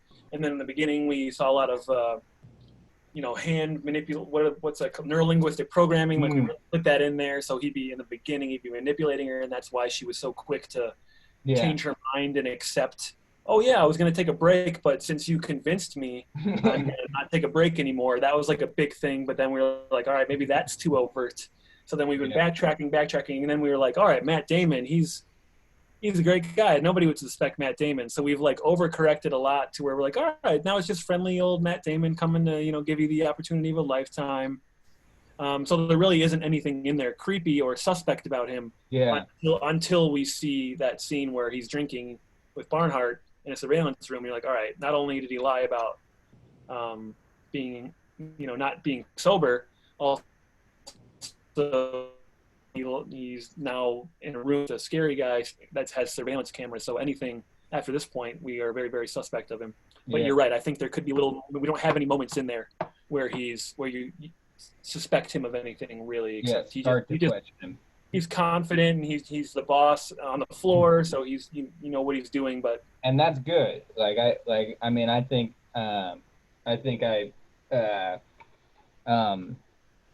I think it was very good for you guys to like walk back, and now I think because the things that you walked back, it wasn't bad things you took out. It was just like there were bad things. There were bad things, and just say it. Yeah, just say there were characters and fucking scenes and shit. There were bad things, but like not all of them were bad. That's all I'm saying. Like not all of them were bad, but I think it was good to walk back to a place, and like I think now like walking forward, like picking things that like kind of like slowly get that now having the story and the structure and the story how you have it now, just figuring out subtle ways where you can like bring back some of those things. Like that's why like having more of the like when my initial note from the like having more of sort of the investigation of Jeff, like I know like a draft long ago you had a lot more of that, but like having like subtly bring him in where he's like you have him like more like tense moments of him like, which you absolutely did, which like him just like fucking looking around and being like what?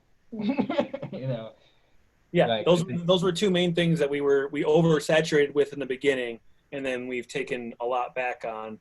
So it's good to hear you being like, well, there is room to add a little bit more, which is obviously better than the other way. Like, I'd much rather want to have space to add little things than have too much of something in there. Yeah, but I agree on both of those counts. There could be more, because I've almost forgotten Jeff's essence through all this, and also Vincelli's, that Jeff is a conspiracy goofy goofball, and he's all about it, and Vincelli is a master manipulator. Like I've almost forgotten those things, even though those are the core of both of them. So because we walk back so much on both of those, and then slowly coming back in. Which is like I said, it's a good thing that you walk back, because you want him not to be either of those characters to be completely. I mean, especially Vincelli, be like from the very beginning you're questioning him. Yeah. We don't want it, and I feel like some of it could even just be in the direction of Matt Damon. Just be like, say this a little bit more sinisterly, or like where his eyes, when maybe she turns around and he's looking at her ass, and then when she turns around he looks at her. It's just like little things like that could definitely be in there, just to like be like, that was a little creepy. Was that creepy? It's like that kind of might have been creepy. Seems pretty nice, but that was a little creepy. Yeah, he's saying all the right things, but his eyes were looking in the wrong places. Yeah. No, like I think that like, and I think it's like what made me think that too is just the interesting idea that you guys originally thought Jeremy Piven and what his kind of path in life has been. True. Just like thinking about that as a way to like link to like what you were saying earlier, John, just being like it's real world but real world adjacent, like Do we know, was did Piven do something like really, really, really bad in real life? I'm just curious, or was he just like accused of being creepy, or did he like Hmm. do something really bad? Yeah, I don't know too much about the story. I think he just It all happened so quick. There were so many people within a short amount of time that got like ousted about stuff, and I don't really remember if yeah, it's hard to keep track of it yeah. anymore. But I feel like we should know if it was like if he's a serious offender or if he's just a creepy dude. So there was accused of sexual misconduct by 3 more women in instances that allegedly occurred between 85 and 96. What the fuck Whoa. does misconduct mean? Does that mean physical, or does that mean like he was just saying stuff he shouldn't have been saying? Yeah, it goes 30 years, 20 false, blah, blah, blah. Never exposed myself or restrained anyone against their will. Never Uh, pulled uh it what's was his name? no, yeah, was it during the on set of the movie Lucas in 1985, which is Really? weird. Um, apparently, there was a girl that was 17 years old that she claimed forced her onto a couch and started to kiss her while attempting to feel up her shirt and down her shorts. Gotcha. So Yep. Stuff probably like that. and an aggressive fucking Uh-huh. dickhead probably. And oh wait, you're 17. Oh, I gotta go. I gotta go make movie Lucas. It's 1985. I'm on cocaine. What do you want from me? That's his excuse. He's like, it's 1985. I was on cocaine. Give me a break. It was the 80s. What do you want? It was the 80s. Everyone got me too in the 80s. Yeah. Yeah, I like all that though. Adding some subtle Vincelli Just tell fucking. Matt Damon, be like, Matt Damon, just know in the back of your head you have like 3 pending lawsuits on you right now Yeah. from the 80s. That's hilarious. And you know what? There was that fucking original scene, that opening scene in like one of the last drafts where Vincelli's in like a courtroom, like with some major verdict. Yeah. That was one of his fucking like Me Too cases that got dismissed. And you know it's kind of funny too. They're like in the Departed, he's kind of like this two-faced guy. He seems to be like with the police or the FBI or whatever. Police, I think it was. And he's seems like a good guy, but he's with what's her name, like Via Farmiga, his love interest in that, who ends up going with Leo DiCaprio at the end. And like, she has no idea that he's some sort of fucking crime informant and all that shit. And just he says some pretty aggressive, fucked up things to her, like, but it's Matt Damon, and it's like at the beginning you're just kind of like, oh, okay, I guess I'll come. I mean, I don't really like that, but I guess that's just him being him, and like, but then like as this shit unfolds, you find out he's a fucking villain in the story. He's one of the worst, yeah, because he pretends not to be something, whereas Frank knows who he is and he's just a bad guy. He's Barnhart, and Leo is like just a super good guy. But yeah, Matt Damon is like, oh, that tripped me out. That tripped me out. I pressed the control on my Your desk. my I was desk. like, you got a cameraman in there? Or are you like pulling a? Exactly. One of his mystic. Tilt up. And he's gone. What's in the front of the frame there? Some wire cutters? What are you trying to do? What is that? Oh, it's Some bolt cutters? Oh, Oh. Christian Bale throwing knives? Yeah. No, I got a knife for my buddy up in Canada. Apparently, For knife throwing or stabbing? bear hunting. Oh. It's a stabbing knife. Man. Yeah, It's one of them stabbing knives. Come over here so I could stab you. it's like best rated stabbing knife on Amazon. Wait, what movie is that from? That's Tenacious D. Oh yeah, come over here so I can stay. Yeah, come over here. It's like, no. Come over here so I can stab you. Fucking Tim Robbins. Yeah. Tim Robbins. Oh man, hilarious. I did want to say though, because I had the thought that just back to the conversation. I like the idea of just having the direction to Matt Damon that that is like just know you have 3 open lawsuits right now because even then, like, thinking of an actor being like there can be like subtly, like, like it could be read in the script as like, you look great right now, but he could be like, you look great, right? Like there could be an acting to it that like, you look great right now, but he's also not trying to me too anybody because he knows he could get he doesn't want a 4th lawsuit. So Yeah, right, like right, exactly. you look great right now, just like, but like nervously being like, like, or whatever it is, like the actor can come up with it, but just like having that, like, like having it seem like read in the script, it looks like he's a really great guy. Like he's saying he's complimenting. But like when you see it performed from Yeah, you're the like, actor and knowing that direction, it becomes creepy because right. he's like having eyes up here, Vincelli. Yeah. You're trying not to be creepy. You're like, why is he trying so hard not to be creepy right now? Yeah, it's like, exactly. Well, Maybe he's just trying to be careful. It's like, no, he's not. No, he's Vincelli raped me back in 1985 on the set of Lucas. Fucking Luke. And it's funny, dude, because there was a character in the story. There were 2 characters named Lucas and Lenny. There were multiple characters that were in the story that we ended up taking out, but the most Mandala. Yeah, Mandala, and the most recent one, there was a character named Lucas. Who was sort I of thought like, I thought you were talking about the movie Lucas. We were like, oh yeah, yeah. yeah. We cut the characters Lucas out of the movie Lucas. Yeah. Well, no, we cut him out of Mandala so he could do Lucas. Go back. Didn't have time. Yeah. Yeah, the time travel, like, set to set was becoming too much for him, so he had to let him go. And Lucas was Justin Long, I believe. We were imagining him. Oh, right. Yeah. I doubt he's the one who stars in Lucas from 1985, but maybe he is. Could be.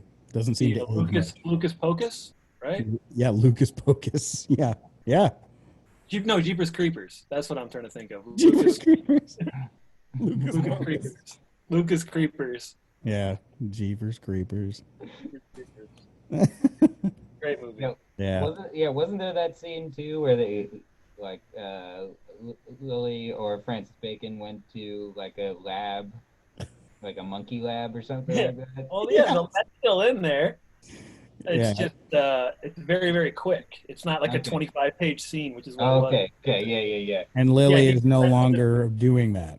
Yeah, it was him being undercover, pretending to be a Rolling Stone writer, going to get information from this random woman, Jennifer, at a lab. And it was literally like a 15-page scene. Now it's 1 page, I think. Yeah, and it makes so much more sense because like there was always that thing where you've got, whether it's Francis Bacon or Lily, they're like the most famous fucking rock star on planet Earth.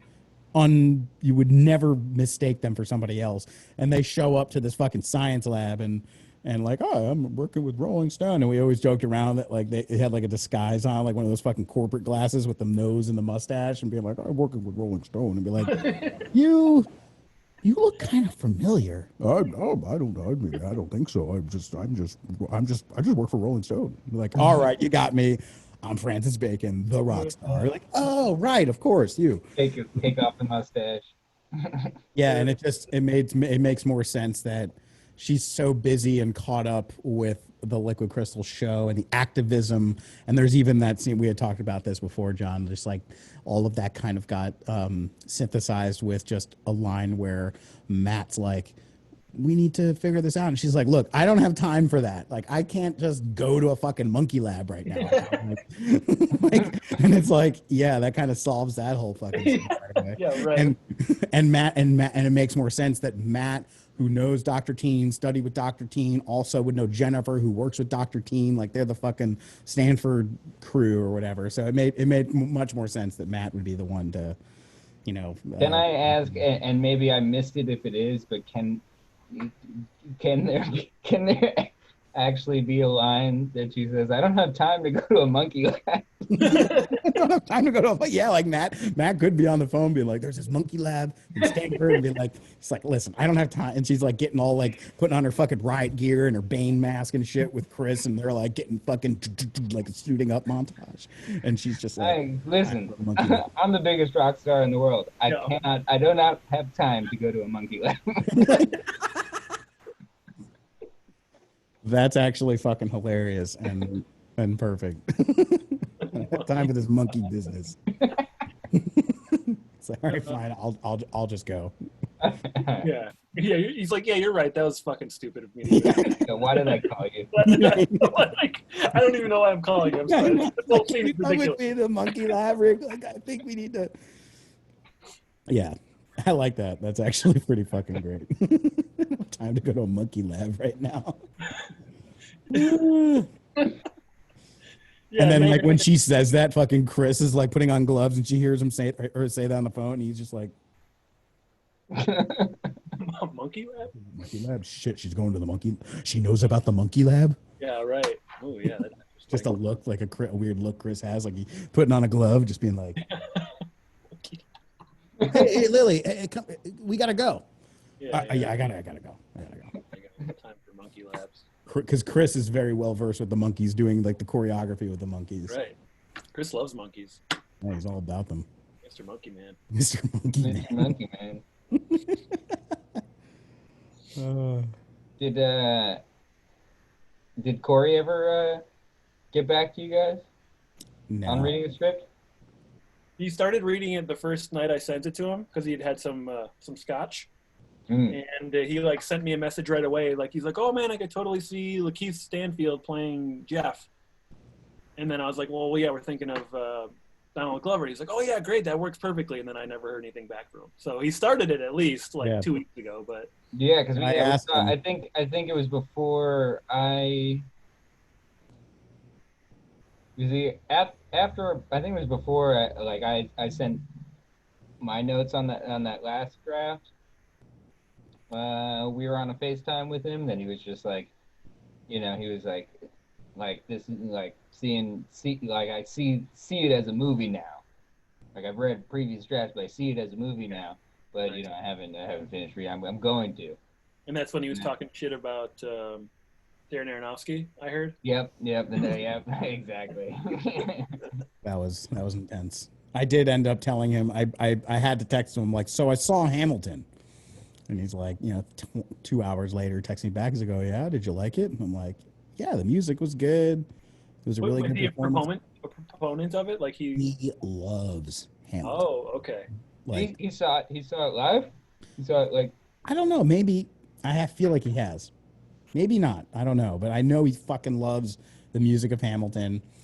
And there was a time when... The music is great. Yeah, the music is great. And honestly, the performance is fucking fantastic. That's why I'm thinking like it'd be cool to inspire that inspiration into Liquid Crystal, like with a show, musical. But there was another incident where me and Steve Doyle went over to Corey and Maddie's before they moved to this new place. And this is after I saw The Greatest Showman, and I was all about the fucking Greatest Showman. I love The Greatest Showman, love the music, love the fucking thing. And everyone just fucking shat all over my opinion about it. They were just like, Maddie was like, the music and how articulate and fucking like, detailed their opinion. Like, well, the music was shit because, and I'm just like, and Corey is going on about how The Greatest Showman was bullshit because it's taking a character like P.T. Barnum, who objectively was a scumbag, and humanizes him and makes him like a hero of the people, where it's like Corey's arguing that it's bullshit because it's like revising history and making people think he was a good guy when he wasn't. So Hamilton, similarly with that, fucking, I can't stand Alexander Hamilton, historical figure. Like, of course, all the founding fathers, they all have their own bullshit. Like, we could pick apart all of them. That's irrelevant to the point I'm trying to make. It's just like, I texted him. I'm like, so yeah, it was great, but it's similar to The Greatest Showman because you're talking about Alexander Hamilton and painting him out to be this fucking liberal hero of the people when he was like a fucking asshole. Fuck Alexander Hamilton. So it's like, was he the one who really fucked with the natives the most? Was that him or was that No, somebody that else? was Andrew Jackson. Andrew Jackson. Okay. Yeah, Alexander Hamilton was the guy who in John Adams was the one that like the was all about military central bank guy. Like, Yeah, the bank. he created the idea of national debt. yeah, he was the Yeah. fucking worst. He was the worst, like Joe, portrayed you think in John John Adams. Yeah, the worst, he was awful, and he like was portrayed as like this dude who just he had like a huge staff, like he had like 100+ people in his staff creating this infrastructure of power, and he was pro-war in a lot of places. I mean, it's like again, like a lot of you could pick a lot of the founding fathers apart in a lot of different ways. It's not like he was the worst out of all of them, but it was just like.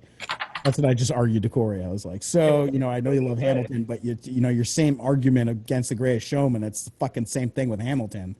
Music's great, but, fuck Alexander Hamilton.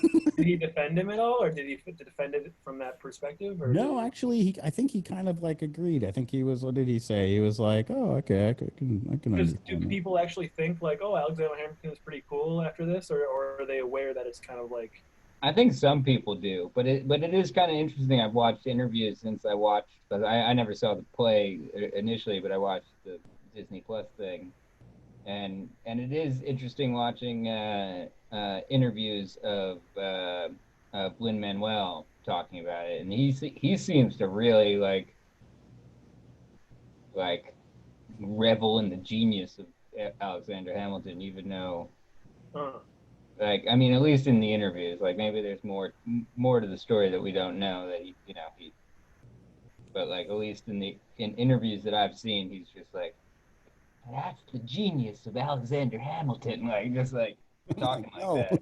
Fuck Alexander. I'm not even being like sarcastic about it. Like he sounded genuine. Yeah, that's at least the way it seemed. I mean, I'm not gonna say that I know exactly how he feels. Like maybe there's interviews I haven't seen where he talks more about the dark side or the other shit that they don't touch on, but he's certainly the protagonist. Yeah. Interesting. Well, I know. Yeah, Jefferson hated him. Yeah. And John Adams hated him. They both hated him, right? Yep. They didn't trust him at all.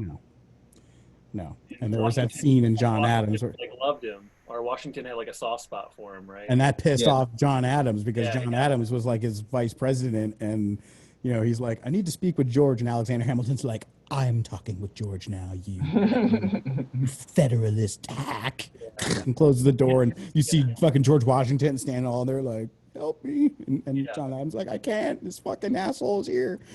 We should spend about like a crazy amount of money on these fucking uniforms and shit. Buttons.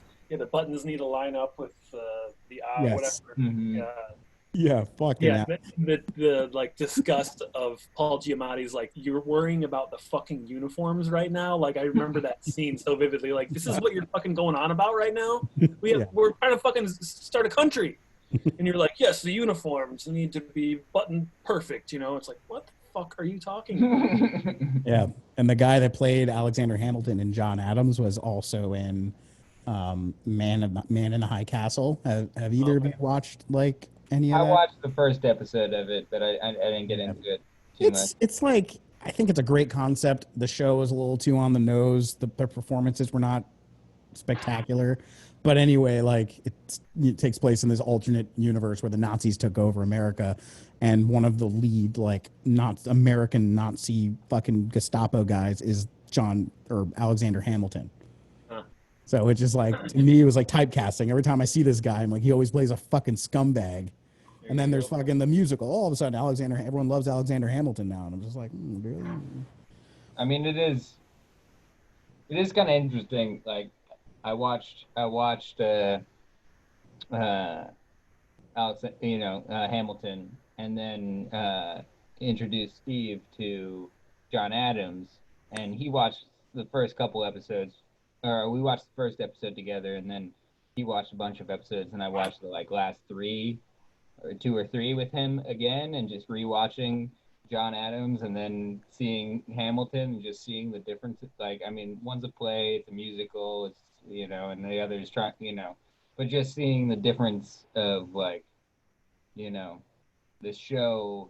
Even though John Adams is the headlining star, they still point to the flaws, whereas the play and a musical is going to make everything flowery and beautiful, and it's just And interesting, like juxtaposition, watching the two of them very recently together. right. And the play, and I think the play Hamilton, what makes that very unique is and groundbreaking is the fact that it was cast majority, pretty much majority, like African American, Latino actors. And it's like just to see the founding fathers played by like black people is like that's a statement unto itself. Yeah. How long have we been talking about? Washington is Washington. Washington. Jackson is wait, hold on, wait. Yeah, get it going. Washington is Washington. Jackson is Jackson. Motherfucker. Residents in black. Starring Denzel Washington and Samuel L. Jackson as George Washington and Andrew Jackson. The hit musical on Broadway. Yeah, we've been talking about that for years. Years, man. that and Abraham Lincoln. Well, no, what was it? Jesus Christ Bounty Hunter. That should be like Jesus Christ Bounty Hunter. He died for your sins. Now you're gonna die for his. Just like do like a little like revisionist history, like pitch a show for fucking Netflix.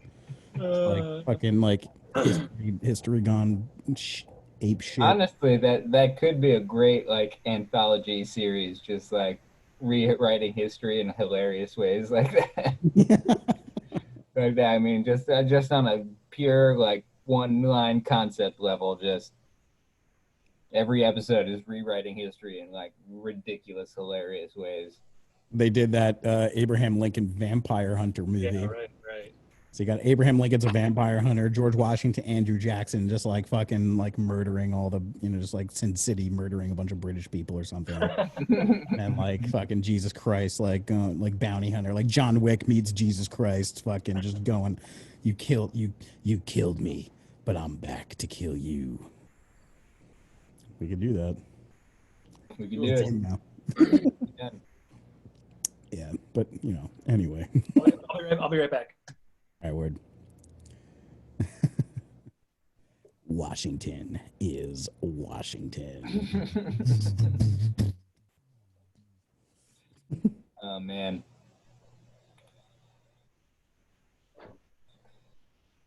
Yeah, no, I like everything we've got brewing up here right now, up in this bitch. I like it too. I want to keep reading. I'm at page 65. Did you get to the part where did Jeff die already? Yes, that's one thing that I did want to say, and maybe we can talk about it later too when John's here. But I still think it's my one note. Like totally cool with like how the like reveal of the president at the beginning, like just adding that piece, to kind of give it the idea that she's on that level. But I still think you need to. It's still just that one paragraph where he goes up into and touches the cables and electrocutes himself and dies. I still think it should be like a Godfather-esque scene, like when you're intercutting. Like I still think like you should he's crawling through a thing. We see like you almost do like a montage. Cut to Lily getting ready. Cut back to he's reaching for the cable. Cut to people online, going to the show or something, or whatever. Just just make it this like tense moment where he's going, doing this thing, but you're cutting back and forth between other things going on at the same time. He's reaching for the cable. He can almost get it. Cut back to Lily putting on her costume or whatever, putting on something. He gets the cable, and then I don't know, maybe she flips a light switch and he electrocutes, you Oh, know, ooh, that's fucked up. just like oh like just like this big intense, Mhm. like that's how I Yeah, see it. definitely bring that up again when John comes back. That's Yeah. good. That's a good. I'll bring it back up, but that's the one thing like that's literally where I left off. I read it like But you with saw the I you can saw I can this. hear you. Oh, you okay. can hear I was listening a little bit. All right. Yeah. Well, did you see the scene? What'd you think of the scene where Jeff goes down into the basement of the dome and oh I see? like that. I like Yeah, that. Yeah, I think that was cool. yeah, I like that a lot too. I think that gives, like just like the eeriness of that, um bodes into the like his like just the investigation that he's going down, whether we think he's crazy or not at this point. Maybe it's just he's crazy, maybe he is crazy, but like we're seeing it hit from his point of view that there's some weird shit going on. But Yeah.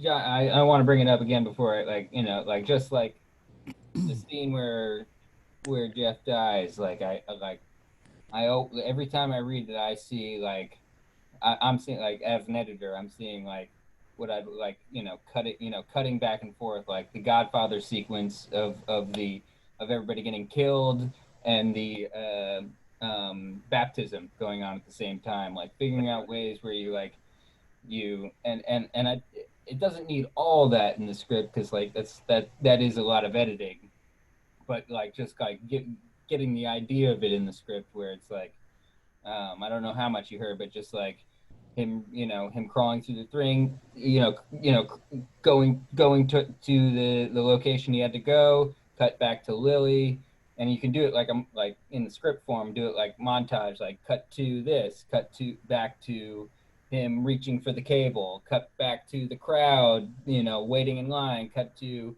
and then like Lily's turning on her makeup light. She flips the switch. He grabs the cable. Fucking electrocution. Like I think Yeah. like just kind of having like and of course you could do more with that once you shoot the film and you're cutting it, but like just having some element of that in the script, so when somebody's reading that, knowing what you're going for as like this kind of like tension building fucking like intercutting moment of just like you know like that. Every time I read that paragraph, I visualize that. I just visualize Right. this moment where we're seeing everything going on, even cut to Vincelli talking to somebody as he's doing that, cut to something like just like almost like this is a moment where we just the scope of the narrative, we like the audience just gets this wide view of everything going on, because like a lot of times you follow one character, you follow another character, you're going around, but like this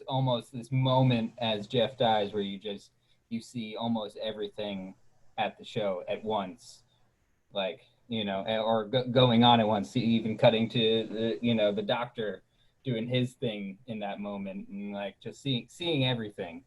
Like I feel like what will make this like tension building moment, because I feel like Jeff's death is really like this like Sudden. Yeah. turning point for the But movie. as it happens though, right? It's kind of like a pretty nonchalant, right? Is that Yeah, what you're saying? Like yeah, it's kind of. But like in the idea of the story, like what you've written, it is this big moment, and I kind of want to see it as this huge moment that right. like this is the turning point for when like I think you have done a good job of like bringing like it like the narrative is pushed by Jeff, but Lily is like bringing Lily back into it more, like making her like more part of the story. But like it's almost like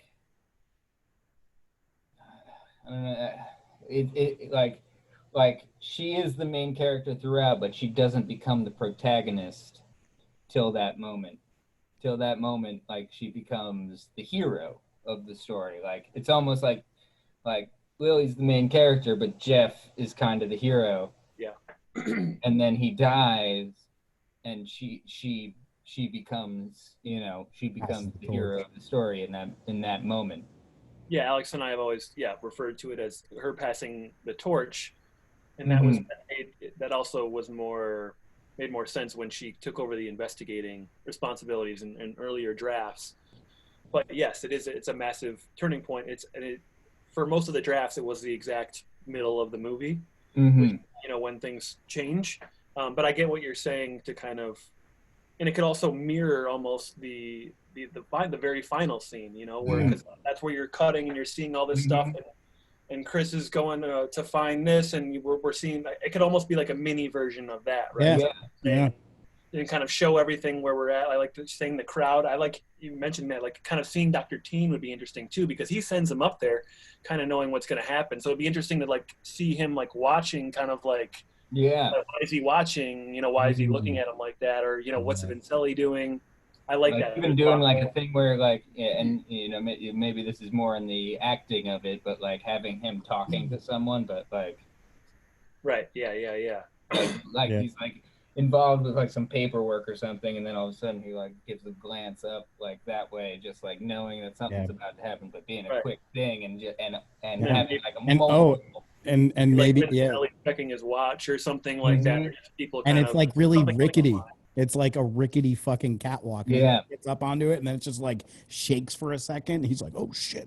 All right. yeah, just had Yeah. like just figuring out a way like I think like that moment needs to be so much like just like fucking amplify the tension for that.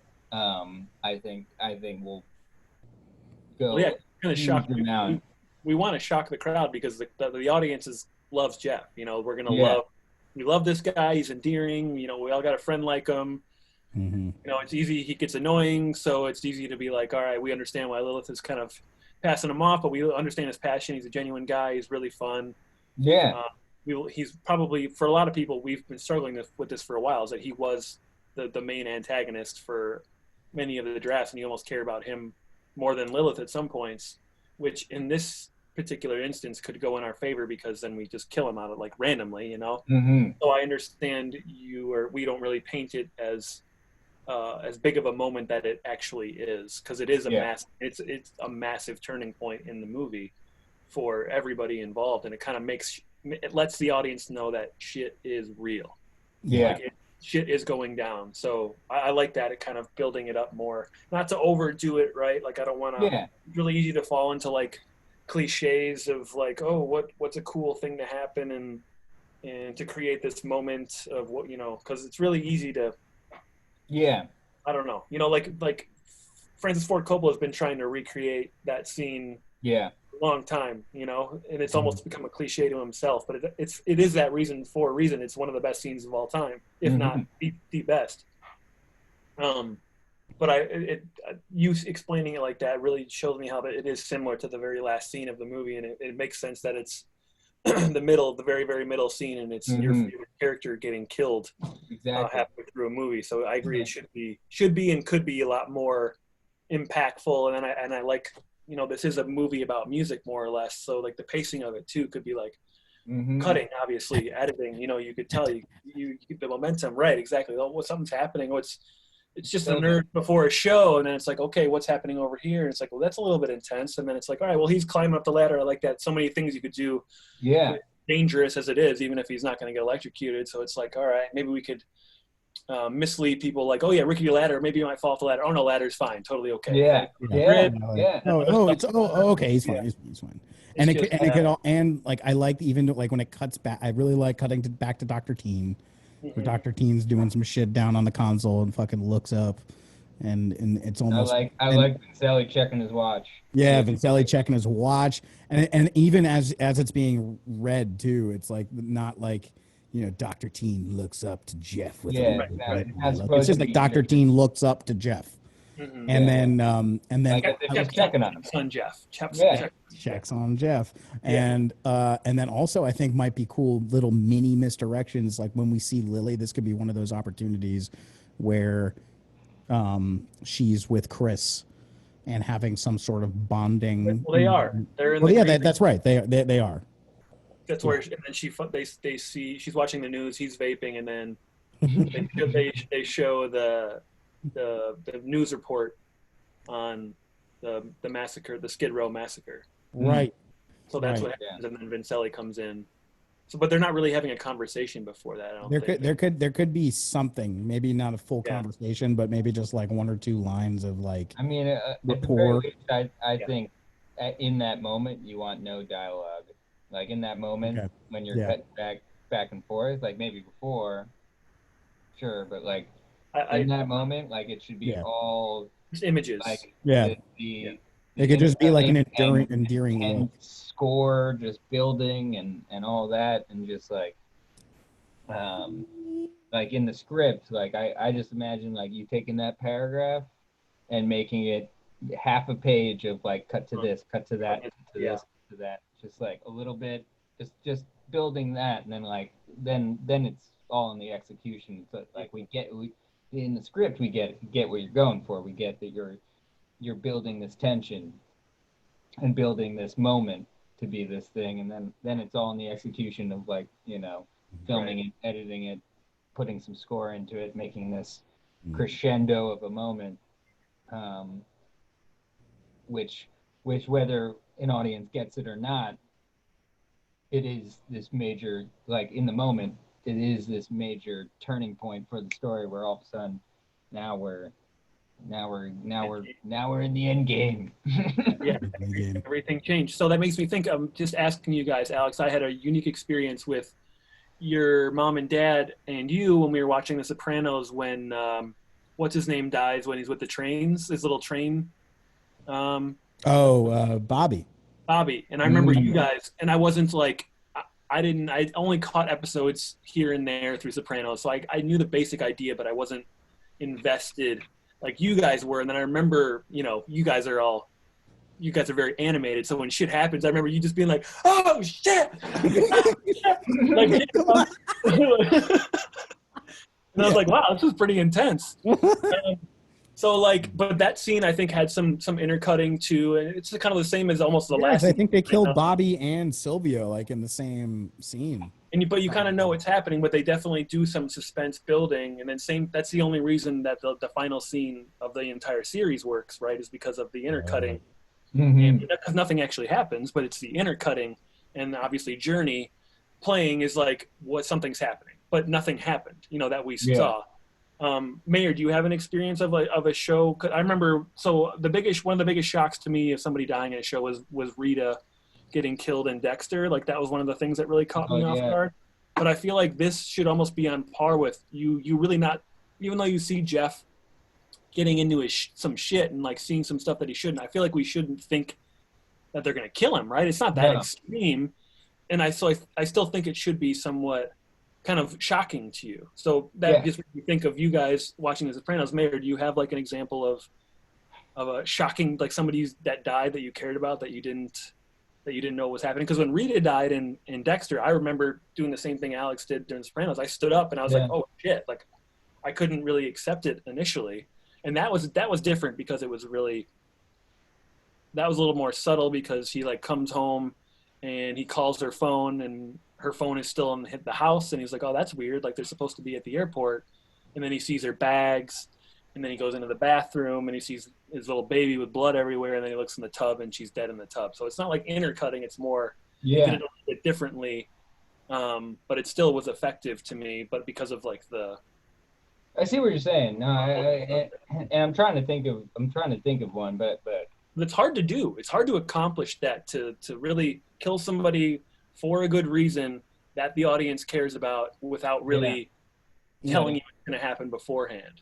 And you know, something that just popped in there, I don't know just if this would work or would be appropriate or anything, but you know, this is the first time we see, you know, it's like even knowing what's going to happen, when Dr. Teen is like, at that point in the script, he's like, hey, after all that suspicious shit goes down, when Dr. Teen is like, hey, can you get up to 33 and fix the fucking shit? It's like, uh-oh, like this is never asked him to do this before. True. So like, what if there was a, like earlier on when he's having this thing with Dr. Like, what if we see Jeff even in a early montage during the fucking purveying upward mobility bullshit.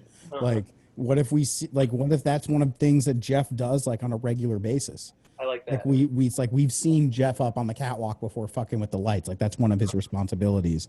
So when Dr. Teen's like, hey, can you get up on 33 and fix the light? It's not like, oh, okay. Yeah. Why am I going up here? All right, I guess I'll just do it. Even though all the suspicious shit's going on, I guess I'll do it. It's like, yeah, you know what I mean? I like that. Yeah, totally. That makes way more sense. It's like, because at this point, yeah, it's like, why would he put him in this dangerous situation? Even if there's nothing malicious, it's dangerous to go up a ladder and go on a lighting grid. That's not a safe. With what he knows at that point too, it's like I'm like now thinking about it. It's like if I were Jeff, I'd be like, no, I don't know if I want to go up there. So also, we've never. I think I might have brought this up to you, Alex, before. We haven't really thought about Jeff's death. Like, he doesn't need to die that way, you know. Like, so if there's a more effective way that you guys have thought about, or something, I don't know, some other, because he doesn't need to be electrocuted dramatically and fall down to the drum. Like, it doesn't need to really happen that way. Alex and I think we came up with that. No, I don't think so. Did we? I could have sworn that was in the original. Was it the original? I haven't read it in a long ass time, but I could swear that was. But I'm just saying, we're not like married to how he actually died. No, not necessarily. Do we? Well, so I don't know. That's just something to throw out there. Well, yeah. What do you think, Mayor? I mean, I can't think of. I mean, being that like, I feel like that's natural. That's a natural idea of being a technician of a show. Yeah, so it kind of something that you think is like, oh, it was a freak accident. Yeah, you know, or you can play off as a freak accident. And if we've seen him before on the catwalk, it would also take away from that misdirection, because John, like you were saying, we've been talking about, you know, that delicate fine line of building the tension, like shit's going on, but not give it away. Like, oh, of course, Jeff's going up into this place we've never seen him go before, and everything's rickety, and he's like reaching out, like trying to grab. But even with what I'm saying with the intercutting, like that could, if not done the right way, that could, he's gonna die. Right. You know, but yeah, and that's what I'm saying. Like, if we add some like seeds of familiarity with what he's doing during that intercut of suspense building, it's like for all intents and purposes, that suspense building, like for the audience, it's not like building suspense that Jeff is dying. It's more like, I like what you were saying, Mike, about like, this is the first moment that we're really kind of pulling back and seeing more than just like this character, what he's doing or what she's doing here, and like we're following this and this. This is like that consciousness expanding moment, because we just saw Jeff go down to the basement. Lily's getting into the activism. The show is fucking intense. Vincelli is potentially like Me Tooing people on the side. Like, what the fuck is going on? Like, so it's like this pulling out moment at the same time. It's like, I almost imagine that like when we see Jeff go up on the ladder, that's not what the audience will be like looking at. Yeah. Specifically like, oh fuck, where's Jeff going? Oh my God, what's going to happen to Jeff? It's more like, wow, look at the big picture at this moment, and then all of a sudden, oh fuck. Yeah. Like, that's the thing, is that you're actually like, this moment needs to be built up to throughout the script. And I'm not saying it isn't already. I think there's ways you can accent it. Like building up Lily's story to this moment, building up, you know, Vincelli to this moment, building up, you know, like the things that go throughout. Everything's coming, like this maybe should be one of their like first special shows that, like, they've done some shows in the past, but maybe this is like one of the first ones that they're bringing, like, okay, now the world is looking, now like even if it's a news report or something, like they started the show and then they started touring, and like all of a sudden now it's got world attention.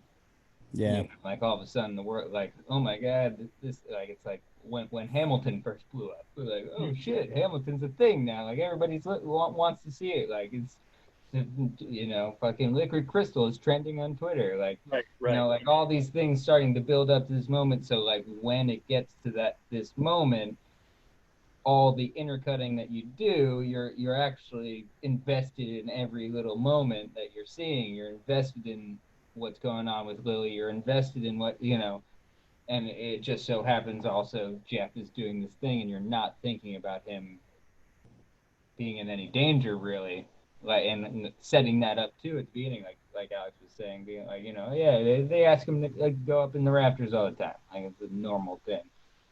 Yeah. Yeah, I like that. I mean, I think we all just went on the same like thought process of like, Yeah, because originally when you were saying this like 10 minutes ago, Mayor, I was like, all right, well, the scene is Jeff doing his thing, and then we splice in other people doing other things. But really, it's not. It's Jeff being part of this montage where Mhm. all this other stuff is actually happening, and it's not necessarily about cutting back to Jeff. Something happens, cutting back to Jeff. Something happens, Yeah, cutting no, back to Jeff. It's about all this stuff happening while Jeff is doing. This is just what Jeff is doing in the montage. This is what Lily and Vincelli. I like yeah, that.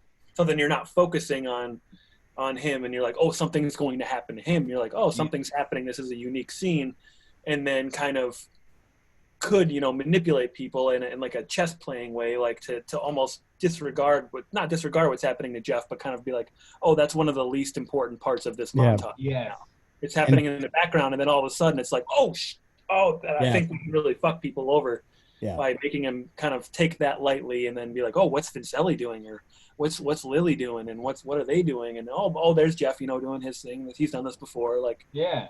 and then all of a Yeah. sudden, And yeah, with that, like, Yeah. everything else going on in the script at the time, him like just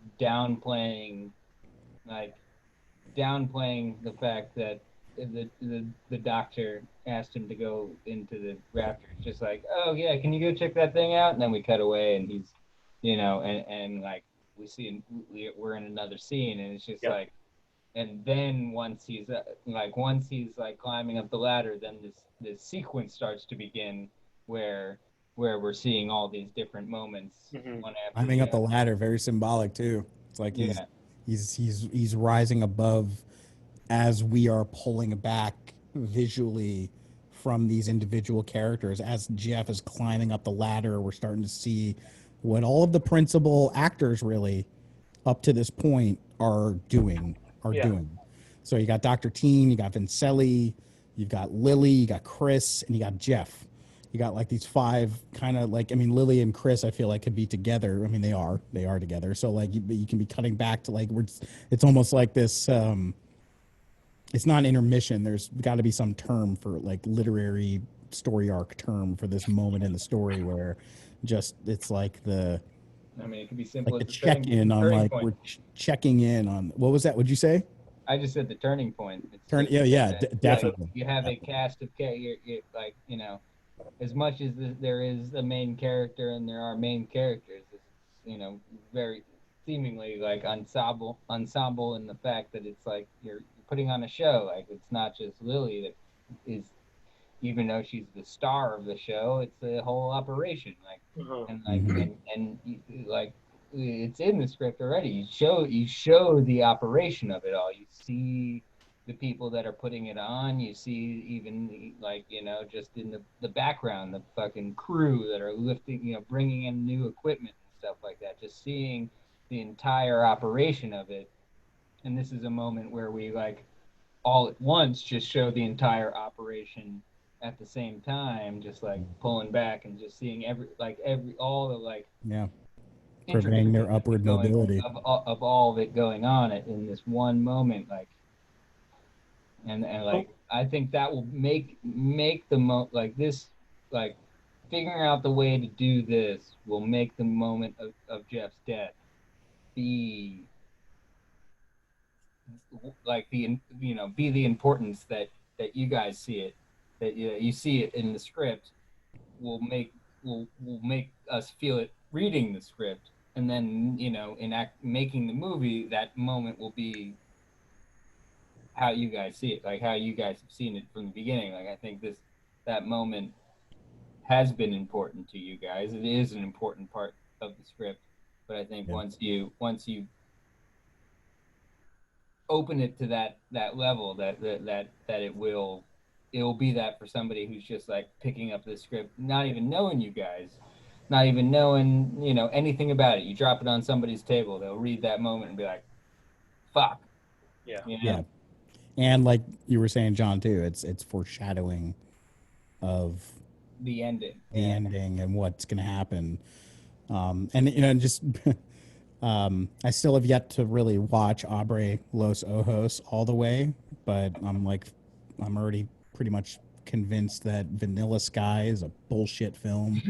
It was my favorite movie for many years, but it's fucking like the most bullshit fucking movie of all time because Abre Los Ojos is a really fantastic film. But that being said, Vanilla Sky, one of the things that I really like listening to the commentary with Cameron Crowe is the perspective of the audience, like what we're seeing, because the whole movie is about the subconscious and dreams and perspective and stuff like that. So like the movie when it starts off, I remember Cameron Crowe saying it's like we want the audience to come in like a disembodied spirit that's just floating through New York and descends down into like Tom Cruise. And we see Tom Cruise like, you know, from Tom Cruise's perspective throughout the whole time. But then there are these glimpses where we pull out to this bigger picture, and that is instrumental in like the whole thing of like this is not just the story of a person, this is the story of consciousness and the way we see the world. So like it makes me think of Mandala in a way where like the first scene, the first moment in the movie, really, it's like that. It's like we're that disembodied spirit that's just floating in to the Matrix Rock Club, and we see Lily on the roof by herself, which is really like one of the only like what two times, like two significant times that we see her by herself, with the other one being when she goes on that bender. But I like that idea where it's like we're this disembodied spirit and we like hone in on Lily in this private moment that only the audience gets to see. You know, it's like they're the only, like no one else saw it because no one else was there. But that scene that we're talking about with Jeff and Vincelli and Dr. Teen and like all that, and like we pull out. That's that break in the story where we kind of come back. We hone in on Lily and then we follow the story thing, but then we pull out and we see like the scope of this. And for the reader in the audience, that's going to be super important because like we've been watching the story of a show and this great performance and all that stuff, and there have been moments of Jeff through Jeff's perspective, seeing the scientists and the operation and the dome and like all this shit. But then there's this moment where we start to pull out again. And that's that scene that we're talking about, where it's like we pull out and we start to see all the characters. It's like a little mini out of body experience. Mm-hmm. So it's like it's almost like there's three out of body experiences really that happen. There's that first one in the beginning where we descend and see Lily by herself. Then there's this other one where we see the whole show in operation and fucking Jeff dies, and that's when we know shit's fucked up and Jeff was right. And then the third one is the final scene in the movie where she's performing. We think everything is under control, basically. Lily and Chris have got this, foiled the plot. But we're seeing Intercut with Chris, we're seeing Vincelli, we're seeing the show, we're seeing the audience, we're seeing like the fucking cities around the world with the big screens and everyone's fucking getting into it. So it's like that's the other moment that we really pull out and see this big perspective. So having that arc of like 1, 2, 3, you know, expanding our consciousness moments. And forgive me if I'm wrong, but I almost think, forgive me if I'm wrong if it's already in there, but I almost think after Jeff dies, you have a quick moment where Lily is by herself again in her like dressing room or whatever, and then everybody comes in. And it's like I know like there's that scene with Vincelli where he's like, you know, you got to go on, and then he gets on the phone. He's like, yeah, we'll cancel it. And then she says she's going to, but almost having like just like right after he dies, almost just like a couple seconds where she's alone again, like she was on the roof. Maybe she's smoking a cigarette again or something. Mm-hmm. Like yeah, she could easily like run in the bathroom or something like that. How about like where like it like just thinking that it opens up, and then we close back in just on her. I have this. That could you maybe sorry one That could of be course. if we do put that little piece where Jeff whispers, like the first thing he whispers in her ear, that could be the moment where when she's alone again, she hears Jeff, she's like, I can't go on the show, I can't do this, but then she, is reminded of the Jeffism, and that could be the moment where she's alone. It could be also something with pulls out her cigarettes or has Jeff's vape. Maybe she borrowed his vape from him before, or something like that. I mean, it could be a couple of things, but I like the idea of her having a moment alone. Yeah. After that, at least even if it's just real quick, because we pointed out that's so few and far between that she's actually alone. Is the scene I forget the like the chronology of this, but like there's the sequence or moment in the story where Lily is with the Tibetan Buddhist monks doing the mandala. Is that before this? Yes. Okay. So I had a thought. What if, I mean, it would be really wild because the thing about the mandala, I watched this video with my dad when he was here last night.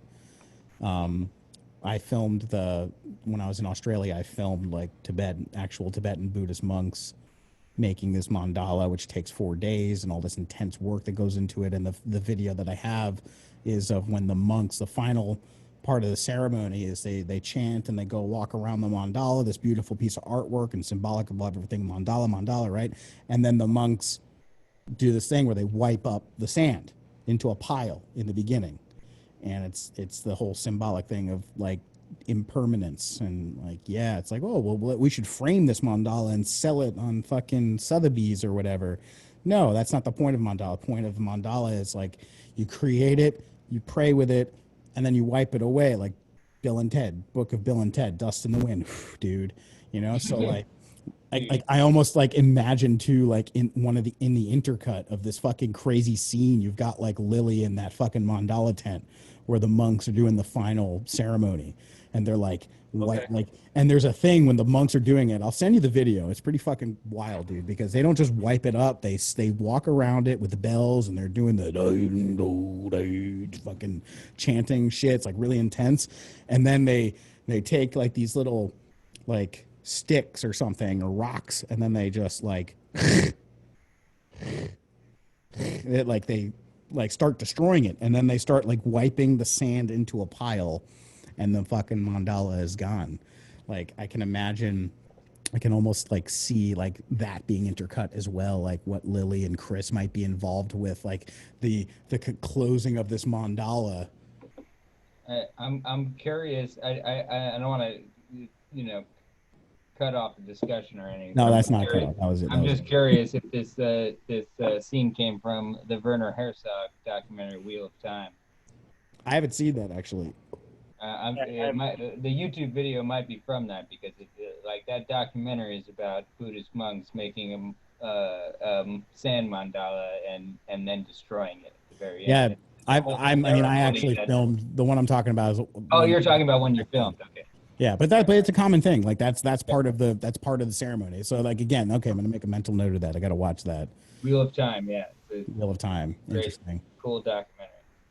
But yeah, so like just the idea, like if we like, I could see like Lily being alone in that like Jeff fucking falls to his death in the fucking final sweep of the dust into the pile, and then the monks leave and she's just like sitting there by herself looking at this pile of dust. What needs to be. And then would that be before she learns that Jeff has died? Yeah, I think at least the way I mean, of course, like this is just fucking. Right. No, I know, but I want to know what you're seeing. So what I'm seeing is like it's like that's happening as he's climbing up the fucking thing. The monks are. I feel like Lily's there, Chris is there, the monks are there. Like they're like Chris, Lily, and the monks are like in the same like that mandala tent where they're making the thing, but they're wiping it up, and like Jeff falls to his death, and like as he falls to his death, that's the fucking intercut with like the last like put of dust into the pile. And then the monks, like, they finish their ceremony and they just like, they're chanting, like the fucking, and then once he falls and it's the gasp, and then it's just, and then the silence is deafening. And then the monks, they just fucking walk in a single file line out of the room. Chris also walks out of the room, and Lily's just standing there, just fucking like staring at the pile of dust that used to be the mandala. And it's just this moment where she's just like, what the, like, just for her to witness that, not knowing that Jeff died, but just to witness this beautiful piece of artwork and symbolic universal stuff, just like get wiped up. Like she never saw anything like that before, and she witnessed it like firsthand. But the look in her face, and after we also just saw Jeff died, and it's like that's like Mike. I love that idea of like her being alone, like right after he dies, or like right in that moment. I don't know, like that maybe not, but like I just yeah. I like that, and I think that could be doable with how the time works. So when we see them, she's in that tent painting her mandala, the album cover, while the monks are putting together their actual mandala, as part of that kind of motif of her, finishing her mandala. And then we see her shortly after that is when she's like in the dome, and her and Jeff make eye contact, and that's when is when Jeff is talking to Dr. Teen, and he's like doubting himself. Then he's like, he sees her right after she was doing that mandala stuff, and Jeff's looking around. He's like, oh, maybe I was wrong. Maybe I was making all this up. Dr. Teen seems like a nice guy. Maybe I was jumping the guns and I was being a dick to Lily. And then they see each other and they exchange looks, but they don't communicate. And that's when he's like, oh man, I feel like an idiot. So that's right after she is in, with the only time we see her in the tent with the mandala being created. And then after that show is when they hang out in the hotel room, and they kind of make up, he makes up with her during the show. I got that part from the West Wing. There was that same character I was talking about before. He's apologizing to CJ Craig, who is the press secretary, and she's up giving a press conference, and they make eye contact, and he just goes like this to her, and she like kind of acknowledges it because he's apologizing. He's like, I was being a dick. So that's essentially what I see Jeff doing. It's very subtle. It's like they make eye contact. Yeah. They don't need to say anything. They're best friends. She's on stage and he's fucking. Yeah, and he's like, I'm sorry. And she's like, it's okay. So they kind of make up like that. Yeah, and then they hang out after that, and that's the last time they hang out. So I think it could work where, she's like, oh, I got to get back to before the show tonight, whoever's got to tell Vincelli or whatever. Before the show, the monks are going to finish their ritual in the tent, and I want to be there for when they finish the ritual. So we could easily squeeze that in there. It could be like a 2-page scene very easily, just like, oh yeah, me and Chris are going to go watch them finalize the mandala before the end of the show, or before our show starts. And then she could be in there when that happens, and then instead of the green room, because right now they're just in the green room, and the only issue would be they're in the green room, and that's when they learn about the Skid Row. Like, well, it could that could be somewhere else. That could and if we're in like the whole idea, which absolutely is important, the like impermanence or unattachment to time, and like, okay, maybe it's like I just fucking can't get it out of my head now. It's just like fucking Jeff falling to his death, and it's like all this fucking music build up and all this fucking like expanded awareness shit, and then fucking Jeff falls to his death. And then it's just like, and then just the final, the monk just dust, like a dust pile. And it's like Lily just like, they leave, and she's just standing there staring at it. And then just like impermanence of time, it's like, it could just like the next time we see Lily, she's in the green room, like she already is now. I don't know how it could happen in the script. You guys know the story in the script way more than me, but like, I remember that scene where you guys talked, where you wrote like the Paul McCartney conspiracy and the idea about the White Album, and like she says, this is my White Album, like almost having like at the end, like her album is released and it's just a pile of dust, like the album cover is just a pile of dust. Oh, interesting. Ooh. Well, yeah, because we don't really know what the album cover is going to be, because it was supposed to be what she was painting, but then Vincelli says, no, we got somebody else to do it. I mean, it's like if she's getting inspired from the Buddhist monks and the mandala thing, and it's like, I imagine she's making a mandala, but it's a fucking mandala that she sees, because there are different mandalas. The one that I saw these monks make was the death mandala, the death transformation mandala, and there's the dream mandala, there's the life mandala, there's the nature mandala, there's the creator mandala, there's mandala, all different mandalas for different shit. And it's like we haven't figured that out yet. But just having her album cover being the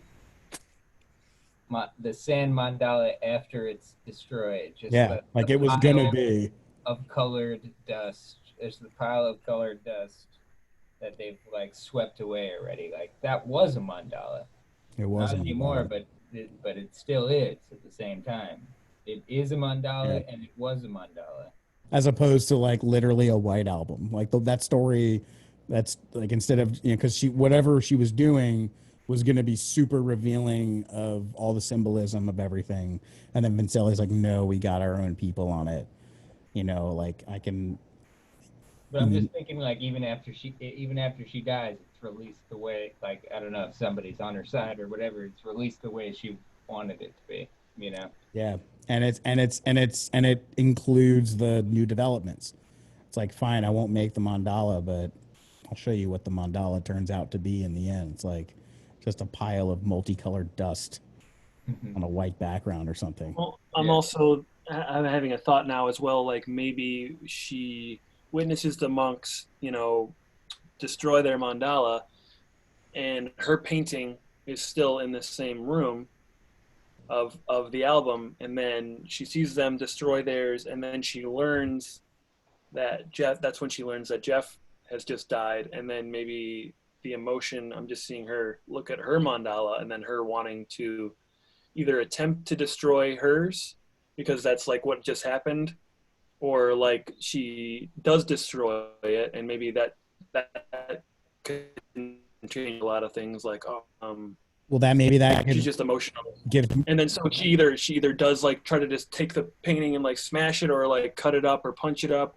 and she's stopped by Chris or somebody, or she actually does destroy her work, which maybe she like I really like that. Like she goes into this fucking emotional thing, and she like almost I'm visualizing like the Joker in the original Batman going into that room while fucking Party Man's playing by Prince, and he goes in with the spray paint and starts fucking up all the paintings. Like she just has this beautiful thing and she starts fucking it up, and I like that, because like Chris comes in like, no, stop, and like has to pull her away, and she's like, no, like, and just fucking like makes a mess of the mandala. And like it's like when Vincelli at this point, before all these potential changes, it's just like we're building on that Paul McCartney White Album bit, so that when Vincelli does that, the audience is gonna be like, oh, okay, I see what they were planting the seed for. But then there could be a more practical element to it, where like she was putting like potentially like months of time into this fucking mandala painting that she fucks up, and Vincelli's like, yeah, we're gonna go with something else. This isn't what we wanted, and she's like, no, but this is like what it should be, and like, maybe that could be another thing with Chris. Like maybe Chris convinces Vincelli to keep it, to like stick with like Lilith's original plan, not like right now where it's just like Vincelli's like, fuck your plan, we're gonna make our own album artwork. But maybe Chris comes in and like fucking like convinces Vincelli, like, she put a lot of work into this, and he was there when the mandala was being made and all that stuff, and so like they like I'm really like into the idea of the fucking album artwork going. It used to be this great mandala artwork of everything, but then after this whole fucking thing, like what it turns out to be is just a fucking pile of dust. And that could maybe like build up Chris's like more trust in Chris, like Chris has got Lily's back, like Vincelli was ready to pull the album artwork, and Chris fucking is like, no, like makes the case for why it should just be a pile of dust. And we think, oh, Chris is on her side, but at the same time, like Vincelli, fucking turns around and that look on his face, like, I mean, that's what I wanted. Pile of dust is all I was looking for, bitch.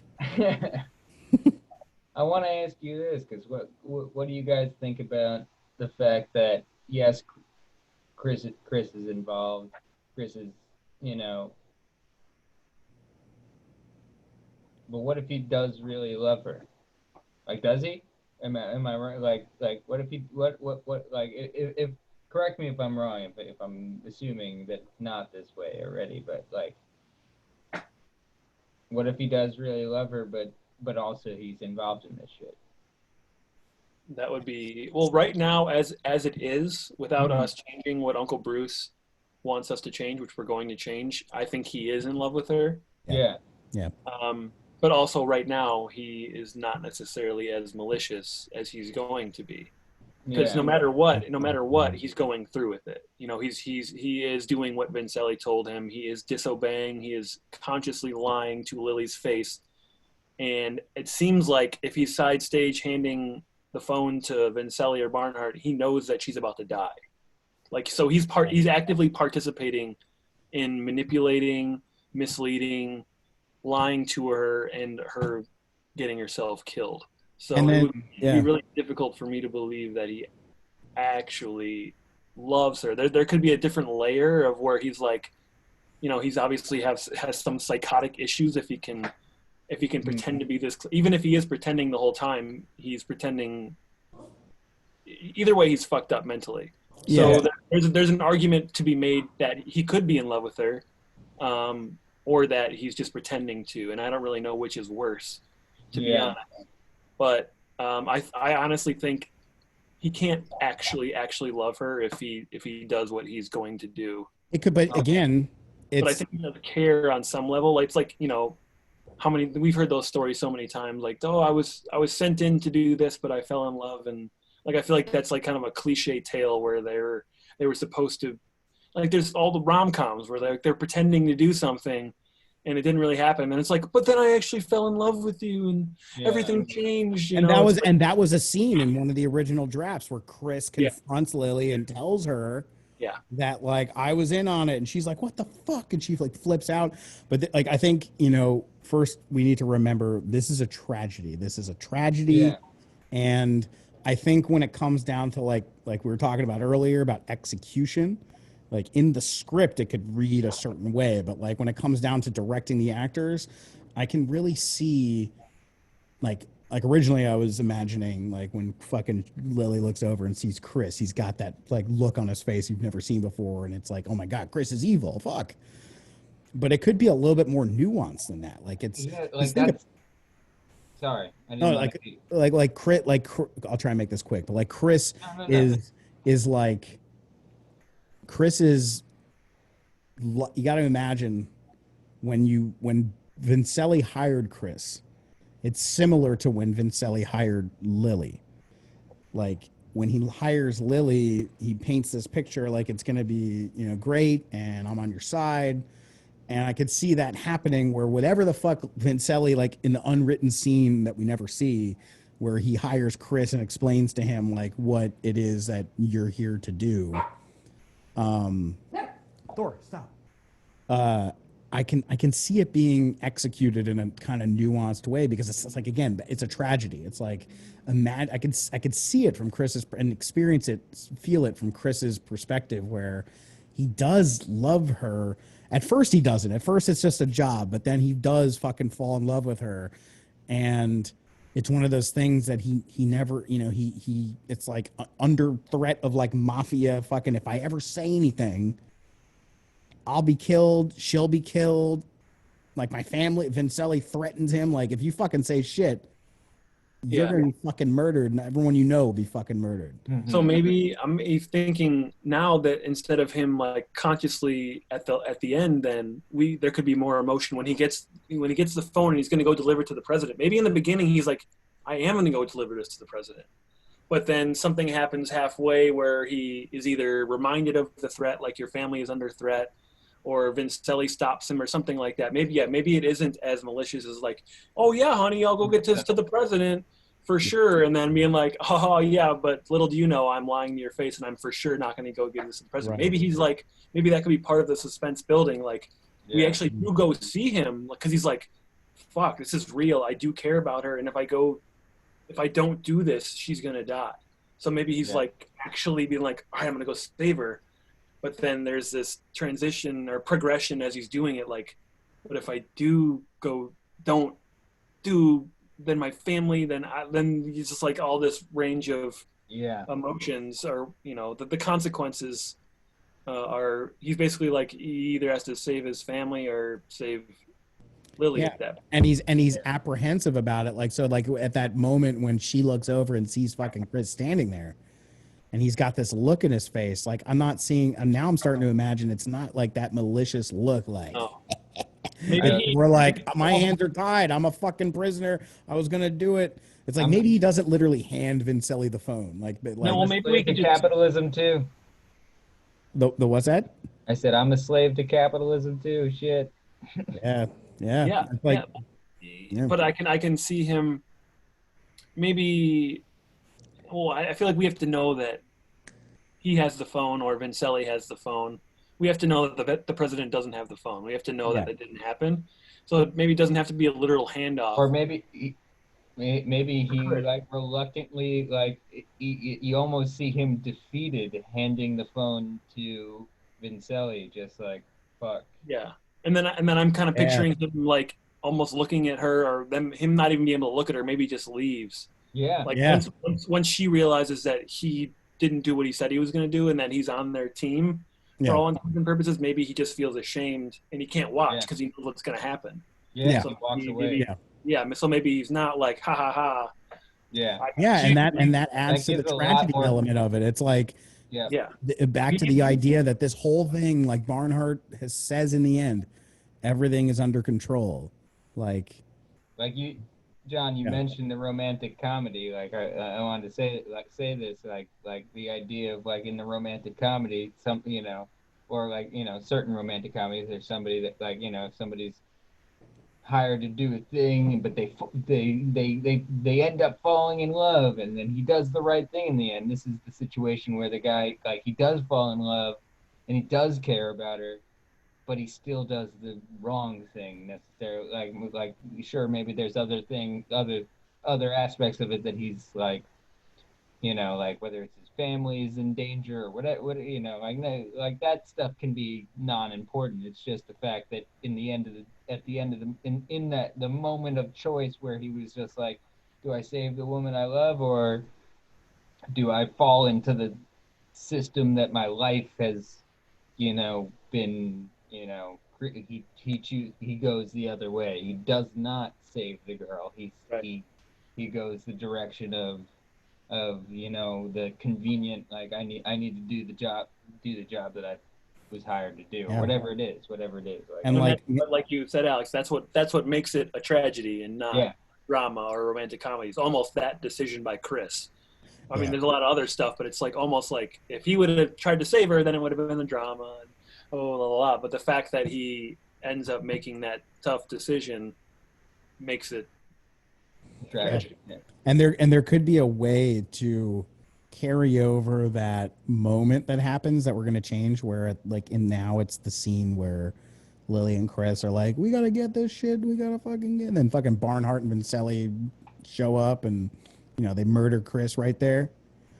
It could be like the idea was like that Chris, basically Barnhart fucking confronts Chris and is like, fuck you, boom, kills him.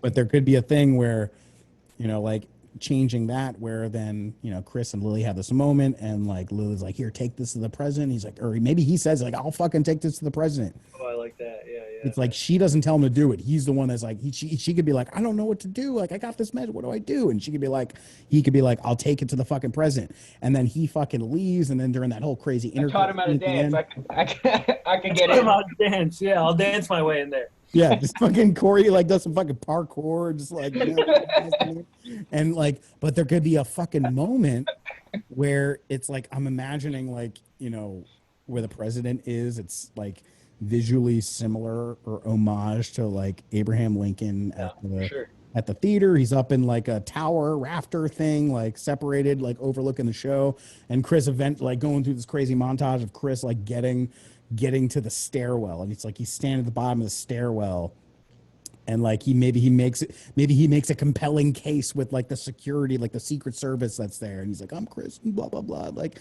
like I just got like it's like another little misdirection, like Chris is still on our side, and then he starts going up the stairs, and he starts walking up the stairs, and then he looks up and standing at the top of the fucking staircase is Barnhart. Barnhart. Just fucking Barnhart standing there and like fucking freezes him in his tracks. And it's like he's on the low ground, he's on the high ground. This fucking scary ass shot of Barnhart like looking down at him.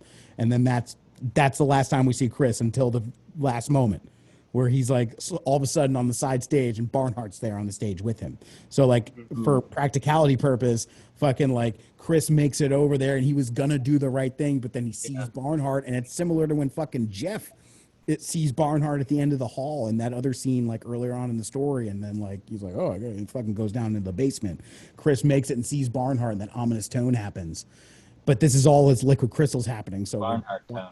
The and just like fucking, and then the next time we see Chris, it's like basically Barnhart comes down, does some like NLP shit, and fuck it, we don't see any of this, but like Barnhart takes Chris, ushers Chris back to the side of the stage.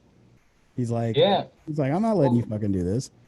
Wait a minute. What like, I mean, and this is nothing that you should see, but also be like, it could be, ambiguous. Like, Chris was going to save her, but then got mind controlled.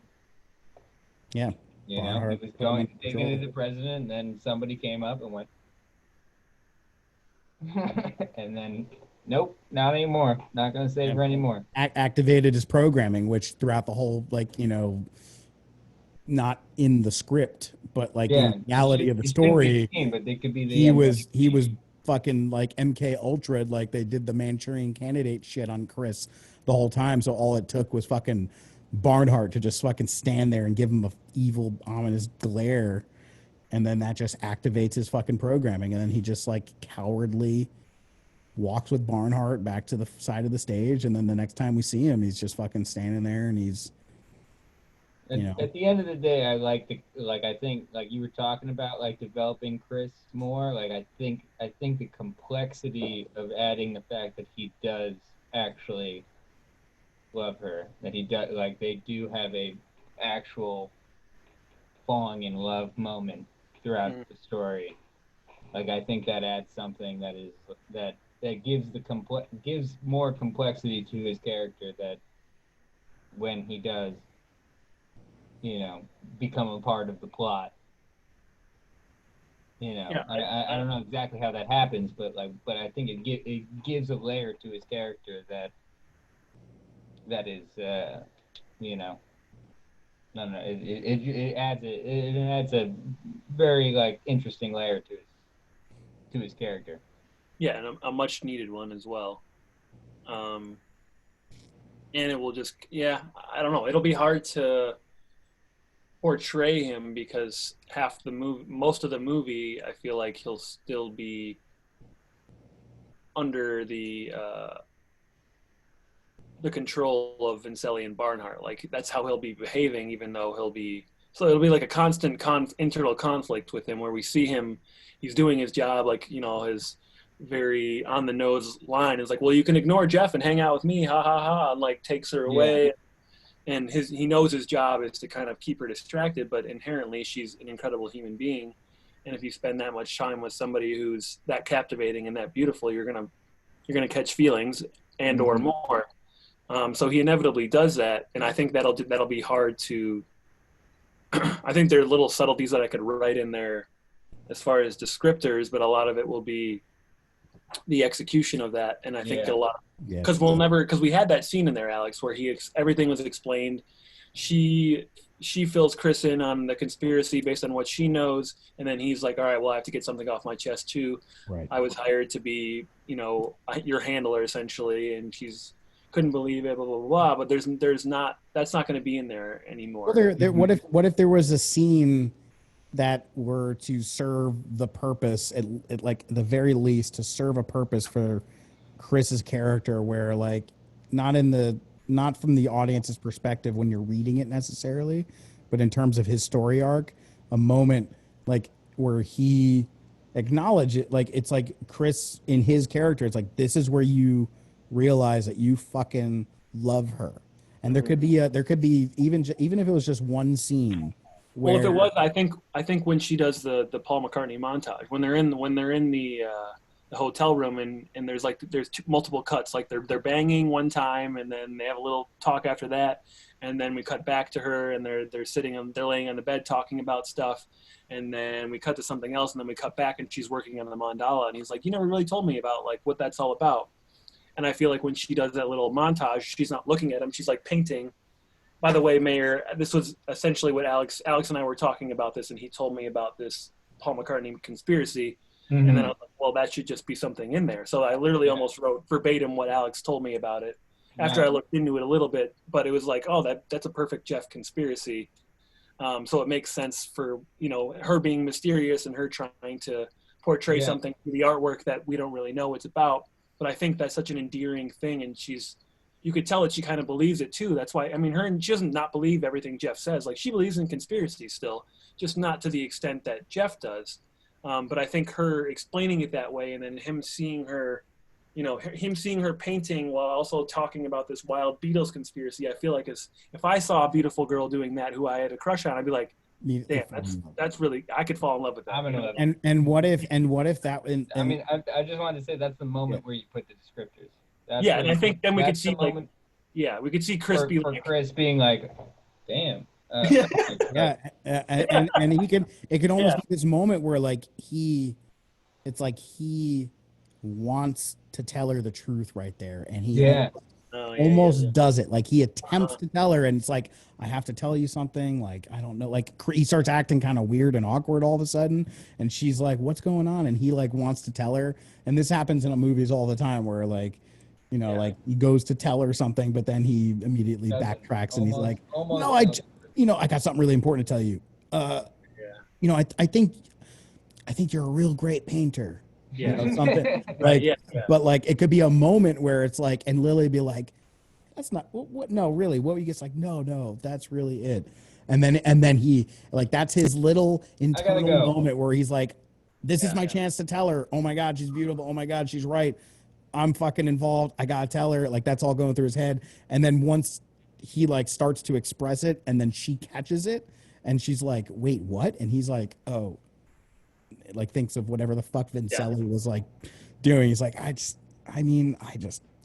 could just, and it could be chalked up to this moment where it's like, you've been in love, you want to tell someone you love them, but it's like, to say you love them, sometimes it could be a little bit too much. So you could be like, oh, maybe Chris just loves her, he's being awkward. But like when you think back to it, it's like, oh shit, that was the moment where Chris had the chance to tell her, but was afraid because of the fucking pressure of Vincelli. You could almost even bring up a thing that like he knew would like trigger her and distract her to be like, like get her thinking about something else so he didn't have to tell her. Like, you could say something about the Beatles, but like, I don't even like Paul McCartney anyways. Fuck that guy. Or And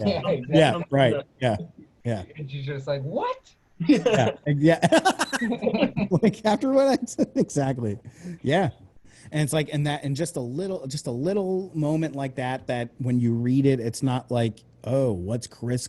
There could be a brief moment where you're like, oh, Chris is about to say something important, but then it's like, oh, it kind of gets brushed off. But then like, again, in the exposition and the execution, directing the actors, like I could see that being a moment where it's like, that's the moment where Chris, you could go back and recognize Chris's internal conflict of being in love with her, wanting to tell her the truth, but being under threat of, awful fucking shit going on that he can't. He's got his own Mandala shit. Or just mind controlled. Maybe it's as simple as the fact that he's mind control's not that simple, Mayor. I'm just gonna say that. We'll just brush it off with some real simple mind control. Just brush it off. Just a simple little bit of mind control. Classic mind Sprinkle control. it in there. Sprinkle some real easy peasy. Obviously, the audience will go along with that, no problem. Mind control. Oh, duh, yeah. Obviously, he was mind control. Yeah, you're right. Yeah, well, that's like, it won't be until later on after that like people will be like, oh yeah, shit, this is about mind control. Yeah. And then like, you don't want them to be conscious of it while it's not at that point necessarily. Like we definitely build up to it. Like that was one of the things Uncle Bruce that I wanted to clarify with him. Like so the because he was like, you didn't talk about the mandala, you didn't talk about the hypnosis. So when that happens, it's like, you know what, you might as well call this movie something else, because it's like, so I had to clarify. I'm like, so the we were concerned about like not telling too much, because so what we to clarify with him, the twist is that she's the target, not the president, as opposed to the mind control shit. The mind control shit is totally needs to be expositionalized and made aware, so that when that happens, we are all on the same page. When that fucking dragon mandala appears, it's like, oh fuck, the mind control is happening. Oh no, it's me. Like, so it's like, and then he was like, yeah. And you're gonna do that so good that the audience is gonna walk out being like, Barnhart was the good guy. Barnhart So was right. walking out of the theater, yeah, Barnhart was the good guy. Lily was the bad guy. And the real killer moment will be like when we release the movie, and it's in the script now, that when people go to see Liquid Crystal and they get the free vaccine at the show because it's the safest environment, like the hermetically sealed dome, and they give out little fucking like mandala like they put a mandala tattoo, like a temporary tattoo on your arm, and it's at the center of that mandala. That's like where they inject the vaccine. So like everyone who's in the dome, and it'd be cool to have, like, you know, when people come into the movie theater, like, you're here for temporary tattoo, complimentary mandala, like give it out with the 3D glasses or whatever. And they're like, oh, cool. And they put this like thing on, and then they watch the movie and they see that that's like the mark of the beast, basically. And people fucking walking out of the movie theater totally forgot they put that tattoo on. And then like they're driving home, and then they like look at their arm, and they're like, uh-oh, shit, was that real? Yeah. Did that really fucking happen? And it's like, little do they know we're gonna put acid in those little. everyone, yeah. Hell, yeah, they lick them. They lick. You gotta lick it to put it on there. Yeah, this is dope. And then by the end of the movie, it's just like, man, this movie is really fucking jumping off the screen, dude. Yep. And they'll like jump on what you were saying, Mayor, of having people walk out of the theater being like, Barnhart was right and Willis was wrong. I just think it'd be funny if people were walking up like, yeah, that bitch deserved it. Like, she had it coming. Yeah. She had it coming. He clearly had it coming. That's what you get. Yeah, and then like the next morning they'll wake up and be like, what the fuck was I thinking? That's why this movie needs to hire real hypnosis scientists to create the mandala and create the like laser light show. Yes. Because then you can actually hypnotize. Yeah, that's exactly what we're gonna do. Yes, Mike. Yes, mate. We are gonna hire. It'll literally be like the behind the scenes featurette. He's like, hey, you know what? Instead of making a movie, guys, you actually just want to manipulate everybody. Do you want to just want to make it screw the movie? Story, Let's make a movie about manipulating people, but then actually manipulate everybody. We'll make a movie about how bad and evil it is to manipulate people, but then we'll actually do it. So you're like really Dr. We'll manipulate everybody to go into the movie, like leave the movie theater, being like, I'm gonna go see that again, and I'm gonna tell every one of my friends to see it again. That's just called good marketing, Mayor. That's just called really good marketing. And that's something Vincelli would say. So, John, you're Vincelli. Mike, you're Dr. Teen. I'm Barnhart. we are the evil overlords of perception. We need to relate more with the villains. That's what we need to do. Yeah. It helps. It helps with the tragedy aspect of it. It does. I mean, it's absolutely a true statement. People have told my brother that he looks like Matt Damon before, so I'm just saying. I have the Vincelli look in my DNA. You got the Vincelli gene. V5 gene. You got those V5 Vincelli genome. Vincelli genome. Oh my god. Vincelli genome. Oh wow! Well, all this is really cool. This is good input, good information. Good chat. I mean, either way, we should do this more often. I miss you, John. I see Alex. I see you too much, but I miss you, John. Yeah. I miss you too, man. I miss you too. I wish the state of the world was easier, where I could be out there sooner, or at least visit sooner. But like I said, it's not looking till December, November or December, I'll at least be out there for a couple of days. And you're more than welcome to join Alex and I. We're planning on doing a little bit of a mushroom trip when I come out there. I haven't done it since the house, so it's been like 10 plus years. I haven't done mushrooms since the warehouse. Damn. Last time You did them at the warehouse? Yeah, we I'm pretty sure. Yeah, we did. I definitely did. Got like wasted and bought like 10 pounds of mushrooms or some crazy shit. Like, oh, I vaguely remember that now. Actually. Yeah, like I did mushroom. It's like I had like 10. It was like a yes. ton of mushrooms, and it was Mike, myself, and Mike Lascala and Josh Solidarity, and it was the first and only time Lascala ever did mushrooms, and it was like, oh yeah, I remember. Yeah, and Lascala was just like having a bad trip, and he was just like, I'm gonna drive home. I'm Mike. My name is Mike Lascala. Like he was just pacing back and forth as me and Mike and Josh. I'm a grip. I live in the valley. I'm a grip. I live in the valley. I drive a fucking red 4Runner. I'm fucking like Mike Lascala. I love smoking weed. And we're just like, he's fucking just like grasping so hard onto his identity right now. And he's like, I'm gonna go home. I think I'm just gonna drive home. And Josh was like, no, you're not, dude. Like that's a terrible idea. And to this day, Lascala, when I talk to him, he's like, that fucking guy Josh was fucking asshole, man. Like he tried to stop me from driving on mud. I remember you guys telling me that. I think I was like asleep when that was probably happening. But yeah, whenever I come out there, it'll be for at least 3, 4, 5 days. Hell yeah! And we're planning on one of those days being a trip to Adventureland. So I'm totally down for that. I think like I love acid, but I think shrooms need to be like when I do shrooms again, it needs to be the right moment, made perfectly by all our intentions. Yeah. That's the only way. I'm perfect experience to do it again. Yeah, I'm not doing drugs all willy nilly anymore. No, neither am I. Yeah, it's okay if you do though. I'm not wanting. When I was up at my buddy's on July 3rd at his like family lake house, we were on a pontoon, and one of my buddies just popped open a jar. Was like, anyone want any stems or caps? And most people were like, yeah, I'll take a little bit. And I was like, I don't know about that, but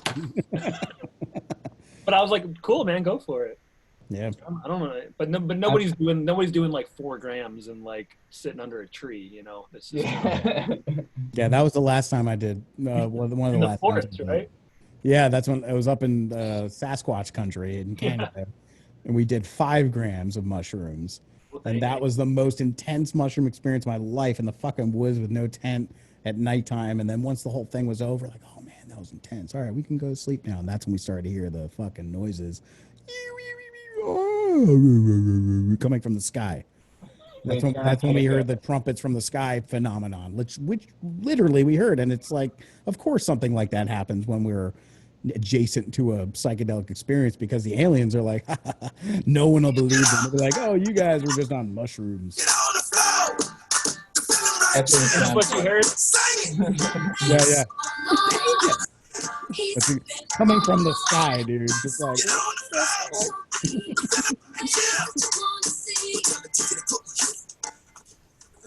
What a unique guy. So I think that'd be cool. I think that'd be a good. I'm totally into that. I'm excited. Yeah. So the plan is I'm gonna get some sort of cool Airbnb for at least a couple of days, so we can have like a unique, safe environment to just sit around. Well, let me put it this way, John. If you want, depending when you're looking to do this, we could all go in on an Airbnb outside. Not necessarily like far, but like yeah. Because I know you probably got other people you want to see in LA. I don't think there are, to be honest. Corey won't allow us to see him. Corey and Jeremy are essentially. I'd like to see. There's like a secondary tier of people that I wouldn't mind seeing, but essentially it's you two and Corey, and then if possible Jeremy. But I'm not like. So I'm not planning on making it a fucking like reunion tour when I get out. I just think Jeremy's more possible, because I don't think any of us are going to be seeing Corey until until there's a 22 fucking maybe. until you get the vaccine and see liquid crystal for the Yeah. final When is time. she due again? Do you know ish? Is it this year? I think it's this year in the fall-ish Yeah, time. I think so. Yeah, that's understandable. Yeah. Yeah, No, totally makes sense. But we could maybe like meet in a parking lot and stand like 12 feet apart with masks on.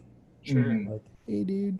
but the point being that I like if you're thinking about getting an Airbnb, like we could throw in on one that we could make an adventure out of it rather than just like you throw in one, get one somewhere nearby and we can all just go on a.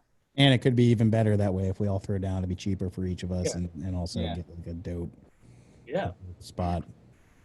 Because I'd definitely be into that. I thought hurricane season was over. Hurricane season was over. Hell yeah, man. Good shit. Awesome. Good talks. Definitely a lot to think about and in all the good ways too. So yeah. It's a good place that we're at right now where it's a lot of fine tuning instead of overhauling. So this is a lot more exciting to think about sprinkling instead of shoveling. When do you because you submitted to that screenwriting contest, right? Yeah. Hear back about that. I think the results for that one are the 30th of this month. So at least I don't know if I'll get. I forgot. I feel like the notes I got last time I submitted it I got them back quicker than I had expected. But I don't know if I'm going to expect to get the notes back before the end of the month. But the Zoetrope contest just opened up, and that one, the final deadline is September 1st. So at the very least, I want to implement what Uncle Bruce wants and what we've talked about here by then. That one doesn't have notes, but it's still the same kind of like exposure, and the winnings would be. I think the winnings for the LA screenplay is like $1,000 or $1,500, and then the winnings for Zoetrope is like $5,000, and then you're, exposed. The top tier of submissions all get exposed to, Yeah, because then you're like, oh yeah, it's like having your film in a film festival, being like, hey, well, we won this. Read that. Yeah. Right. So we're just waiting to hear back on those big notes, and so I don't really want to do anything until I get those back because God knows what they're gonna say. Like you said, you've already pointed out a couple of things that we haven't thought about, and so there's always gonna be something like, oh fuck yeah, I didn't even fucking think about that. So I don't want to do anything and start working on stuff, and then all of a sudden have another note come in and be like, oh yeah, missed that one too. So yeah. No, it's good. It's good. Now that you like I'm gonna finish reading the draft. I think it's the draft that you submitted. Yeah, it is the 101 pages. I'm gonna finish reading that one. Like I said, I have my notepad open here. I have four stream of consciousness thoughts within the first 65 pages, which I will send you. But yeah. So basically, just any notes, just want them by the middle of August. Latest. So we got a little time. But yeah, thanks so much, Mayor. Again, always with some good eye-opening notes and thoughts. Definitely things that Alex and I don't think about. We really appreciate your perspective.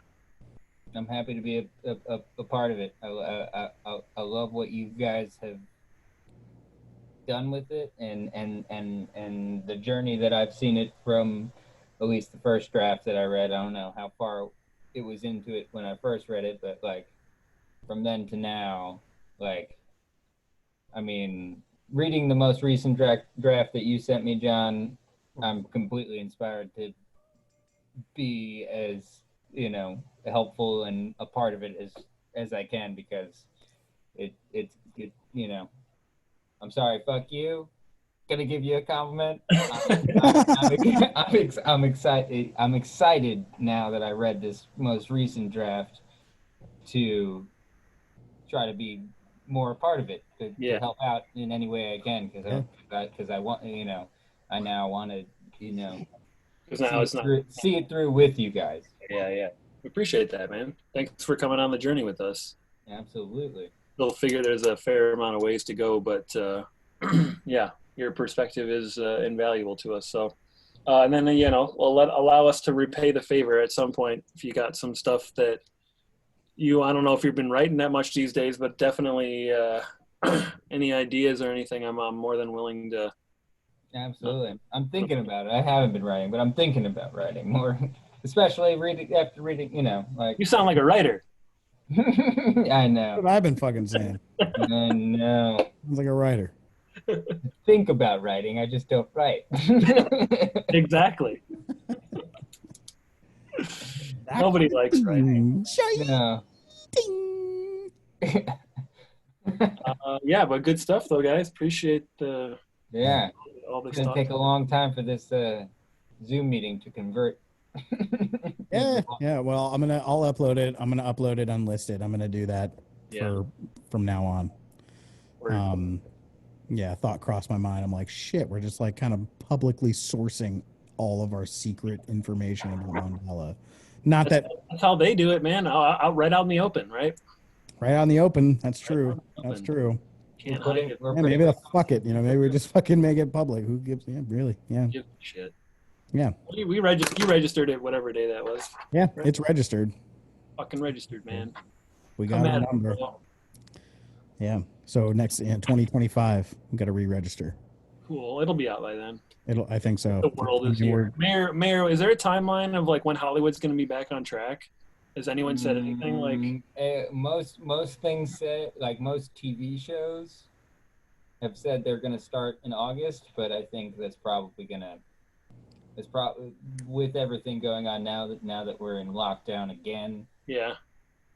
It's probably going to all change. It's probably gonna get pushed again. I mean, some movies are like the Matrix is shooting again. The Matrix 4 is shooting again. Oh shit. I think there's another movie. Batman. Batman's I think ramping up. Okay. But they're all shooting internationally, and they're shooting like Batman's gonna be shooting in the studios, the like Pinewood Studios in London. Okay. They're moving all of their production to sound. I was curious about that. Okay.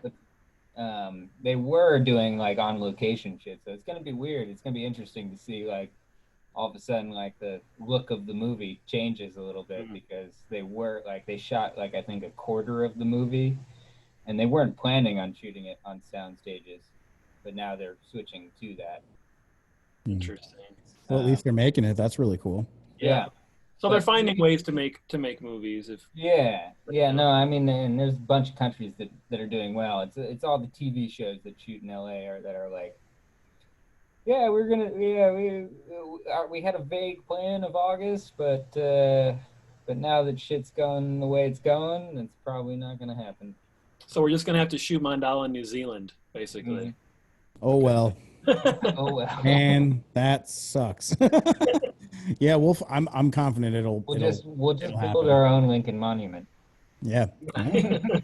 We could build that. We could. I mean, fucking Peter Jackson. Peter Jackson. For sure. Peter Jackson can build a Lincoln Monument for us. Yeah. No, I'm sure it'll happen, and it's gonna be, it's time. What did they say? It's like nothing stands in the way of an idea whose time has come. Something like that.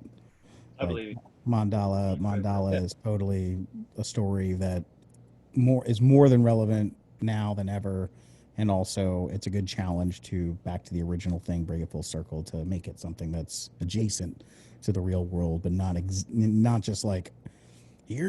Read this. Like it's like okay, so obviously you basically just had a pandemic and came up with a story. It's like no. That's not what this is. This movie's been fucking 40 years in the making, 30 years in the making. Yeah, 40 years. This was like three pandemics ago. 3 pandemics ago, this movie was. Yeah. We're way ahead of the curve, man. Yeah. And that'll be another cool thing, too, like in terms of like waiting for notes and implementing them fully.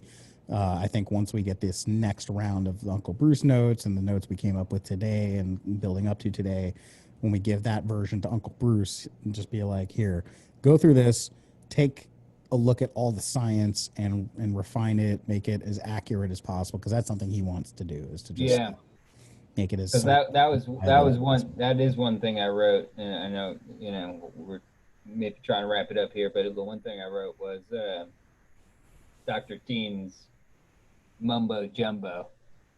I feel like Uncle Bruce can snap that shit up a little bit. Yeah, like, yeah. I think Jeff says like everything's going over my head, but I think it needs to go over the head of the audience too, where it's just like, what the fuck? Right, and we want it to not just be mumbo jumbo, right? We want it to be because I mean that's the whole fucking intro paragraph is that this is actually possible. We're not just blowing smoke like Uncle Bruce is. We could actually do this if we wanted to, which we're learning that Mayer actually would rather do it than make the movie. So maybe you could talk to Bruce about it, but what if Chris? Let's not make the movie. Let's just actually mind control people. And you walk out of the movie and you're like, so fucking Lily was a bitch. Had that coming. Barnhart's the man, dude. He was a real nice guy. Again, back to this idea. It's like, what if Tom Hanks was fucking Barnhart? Like, sympathizing with the can't be bad.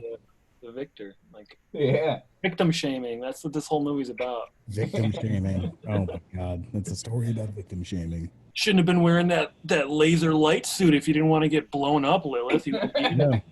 Yeah, maybe don't fucking wear the hologram. Yeah. When the hologram happens, just fucking run away or some shit. God, yeah. You're a bitch. You shouldn't put yourself in that situation. You shouldn't have been hanging out with those Buddhists. Yeah. Yeah, those Buddhists. Those Buddhists, those the Buddhists were the real villains in that story. Those leftist Antifa Buddhists. Fucking Antifa Mandala. Antifa Buddhists. That's hilarious. They're the worst. They're the worst. But yeah, Uncle Bruce is for sure going to make a science pass and make sure everything sounds and looks good. Because we know what happens. We don't want to be Gravity. We want to be Interstellar, right? We want to be accurate. We don't want to just make something that looks cool that makes no fucking sense. Yeah, you don't want Neil deGrasse Tyson being like, this movie's bullshit. Well, actually, I mean, he might, but he's probably gonna hate Mandala, and I'll be okay with that because he seems more of a prick more every day. But he's like a doc. He's almost like Dr. Teen's fucking. He's fucking full of himself. Yeah, he's gonna be the one that's like, Dr. Teen was right. Yeah. Like if Bill Nye the Science Guy doesn't like this movie, then I think we did our job. I cannot stand fucking Bill Nye the Science Guy. He is no scientist. He's just a science guy, and people don't. What about if Dr. Oz likes it? Ooh, Dr. Oz likes it. That's tough. That's tough. Yeah. I feel like Dr. Oz liking Mandala would be similar to that scene of Chris where he realizes that he's part of it, but he can't say anything. Dr. Oz will have a very scripted, teleprompted fucking response to Mandala and be like, Mandala was scientifically invalid because blah, blah, blah. But you see like a tear coming down his eye. One tear. One tear. And Get Out. Yeah, and then exactly. Get Out. He's hypnotized. Yeah. Dr. Oz, dude. Ooh, Dr. Oz. All right, I got a pitch. Let's get out of here. I'm leaving. Okay. All right, sounds good. Hey, great. I love you guys. Thanks again for taking the time out. Appreciate it. Absolutely. This has been great. I love you guys. We'll talk. So let's do one of these again, just to fuck off a little bit. Yeah. Nothing serious. Sounds great. I mean, and of course we'll probably talk about this as well that time. But Yeah. Well, I'll send out some fucking Zoom calls. Be like, yo, the call. You heard the Zoom call, but you refused the call. Been watching Game of Thrones again. All right, guys. I fucking love you guys. Great job. Great job. I'll upload this. Peace up. Have a great night. Peace up. Peace up. Boop, boop, boop, boop.